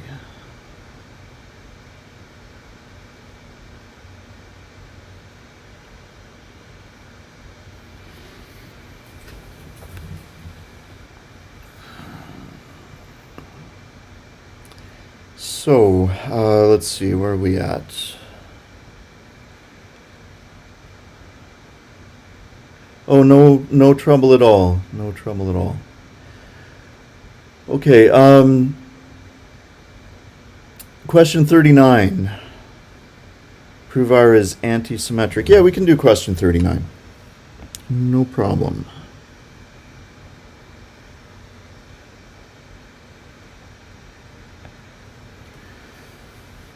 Okay, so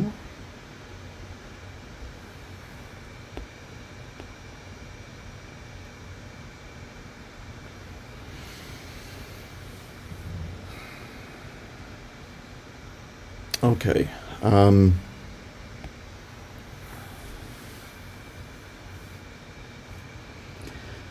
Okay, so we have this relation. Let's write this down as we were doing the other ones. So this relation is just called R, and for x and y in the real numbers, because it's a relation where both x and y are real numbers that you can see from the first part in the set. And what we're given in this question is that saying some x is related to some y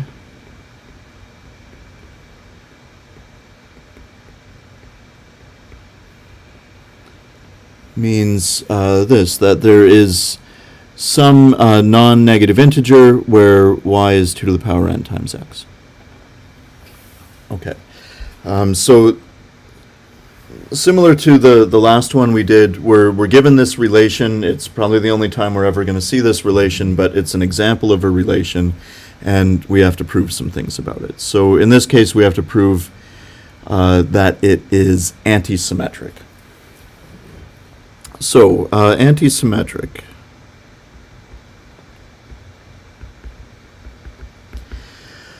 What that means is we're trying to prove. So here's just the statement for anti-symmetric, which it's always the same statement. The only thing that's different is what relation you might be working with. Anti-symmetric is if x is related to y, and y is related to x, then x and y are equal.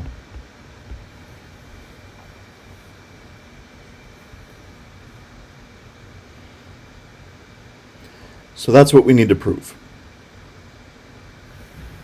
Okay, so let's get into it.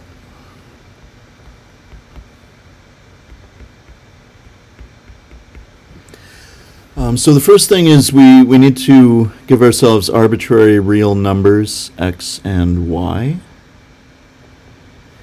And we get to make the assumption that x is related to y and y is related to x.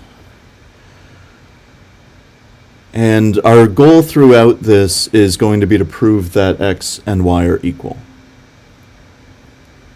Right? Because it's just an if-then statement. It has an assumption. It has a conclusion.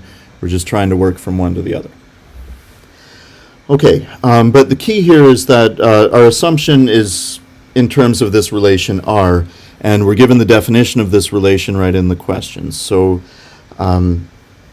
x related to y means there's some non-zero integer n where y is 2 to the power n times x. So that means we can let n be this non-negative integer where y is 2 to the power n times x.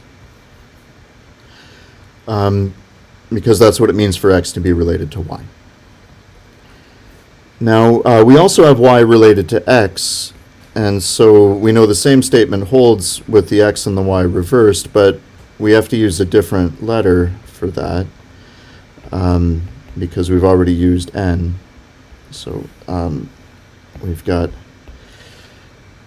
some m, let's say. You can use whatever letters you want, where x is 2 to the power m times y. So that's just writing down what it means in this case for x to be related to y and y to be related to x, because the definition of this relation is given in the question.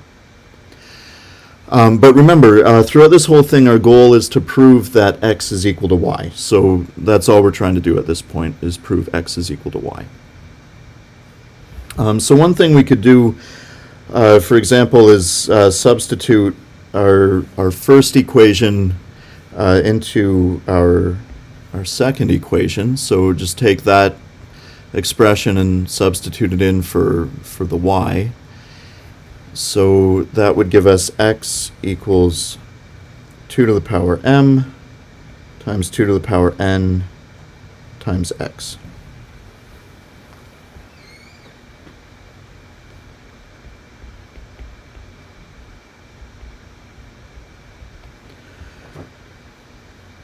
Okay, so we've got x is equal to 2 to the power m plus n times x.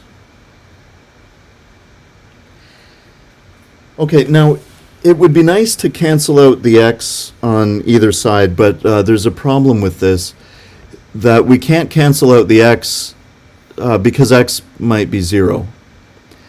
But remember, our goal is just to prove x is equal to y. And if x were 0, then y would also have to be 0, because y is 2 to the power n times x. So we can just do a case where x is 0.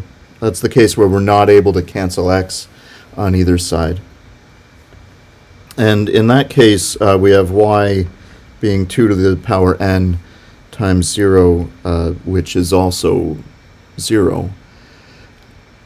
And so in that case, we are able to get to our ultimate goal, which is that x is equal to y. So, I mean, it's a bit of a troublesome thing that we want to cancel this x out, but if x is 0, we're not able to. But if we just handle that as a separate case, we're okay. The main case is the case where x is not 0. So in this case, we are able to cancel the x out, so then we have 1 is 2 to the power m plus n.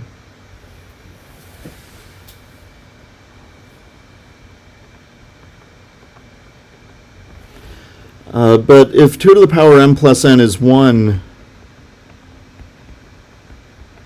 well, there's only one way that's going to happen, right?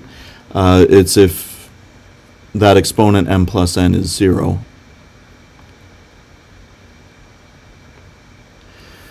So we've got m plus n being 0,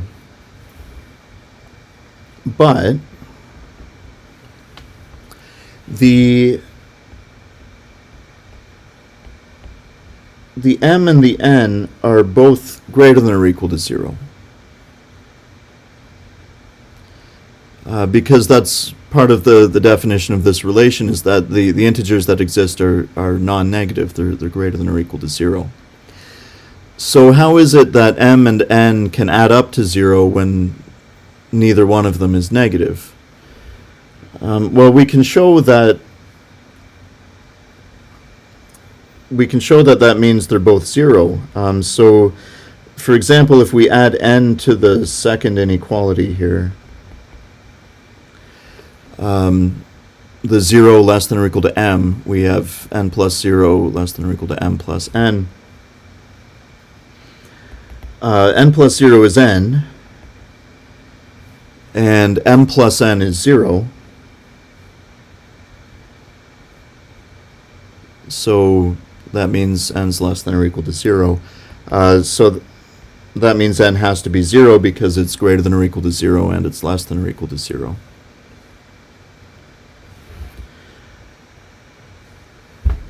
I mean, that's all nice investigative work, but really the reason it matters is this, that y, remember, is 2 to the power n times x, and our ultimate goal is to prove that x and y are equal. And so now that we know n is 0, y is 2 to the power 0 times x, which is of course just x.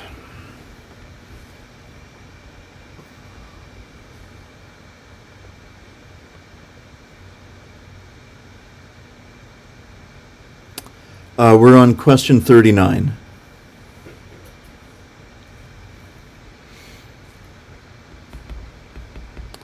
Okay, so we've proven now if x is related to y and y is related to x, then x and y have to be equal, and so R is anti-symmetric.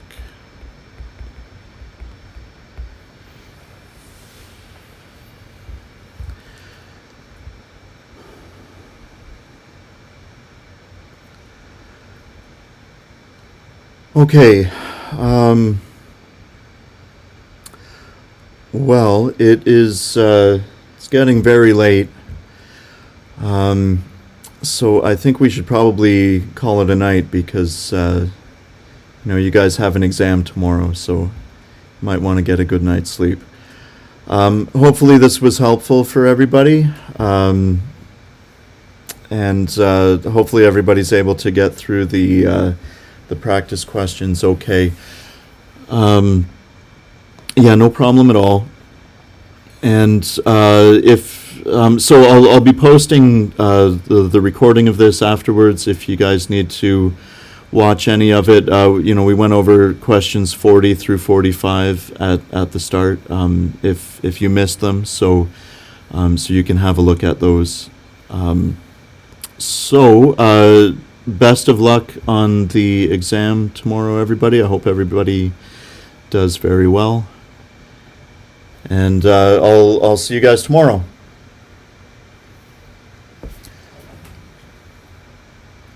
Okay, take care, everybody.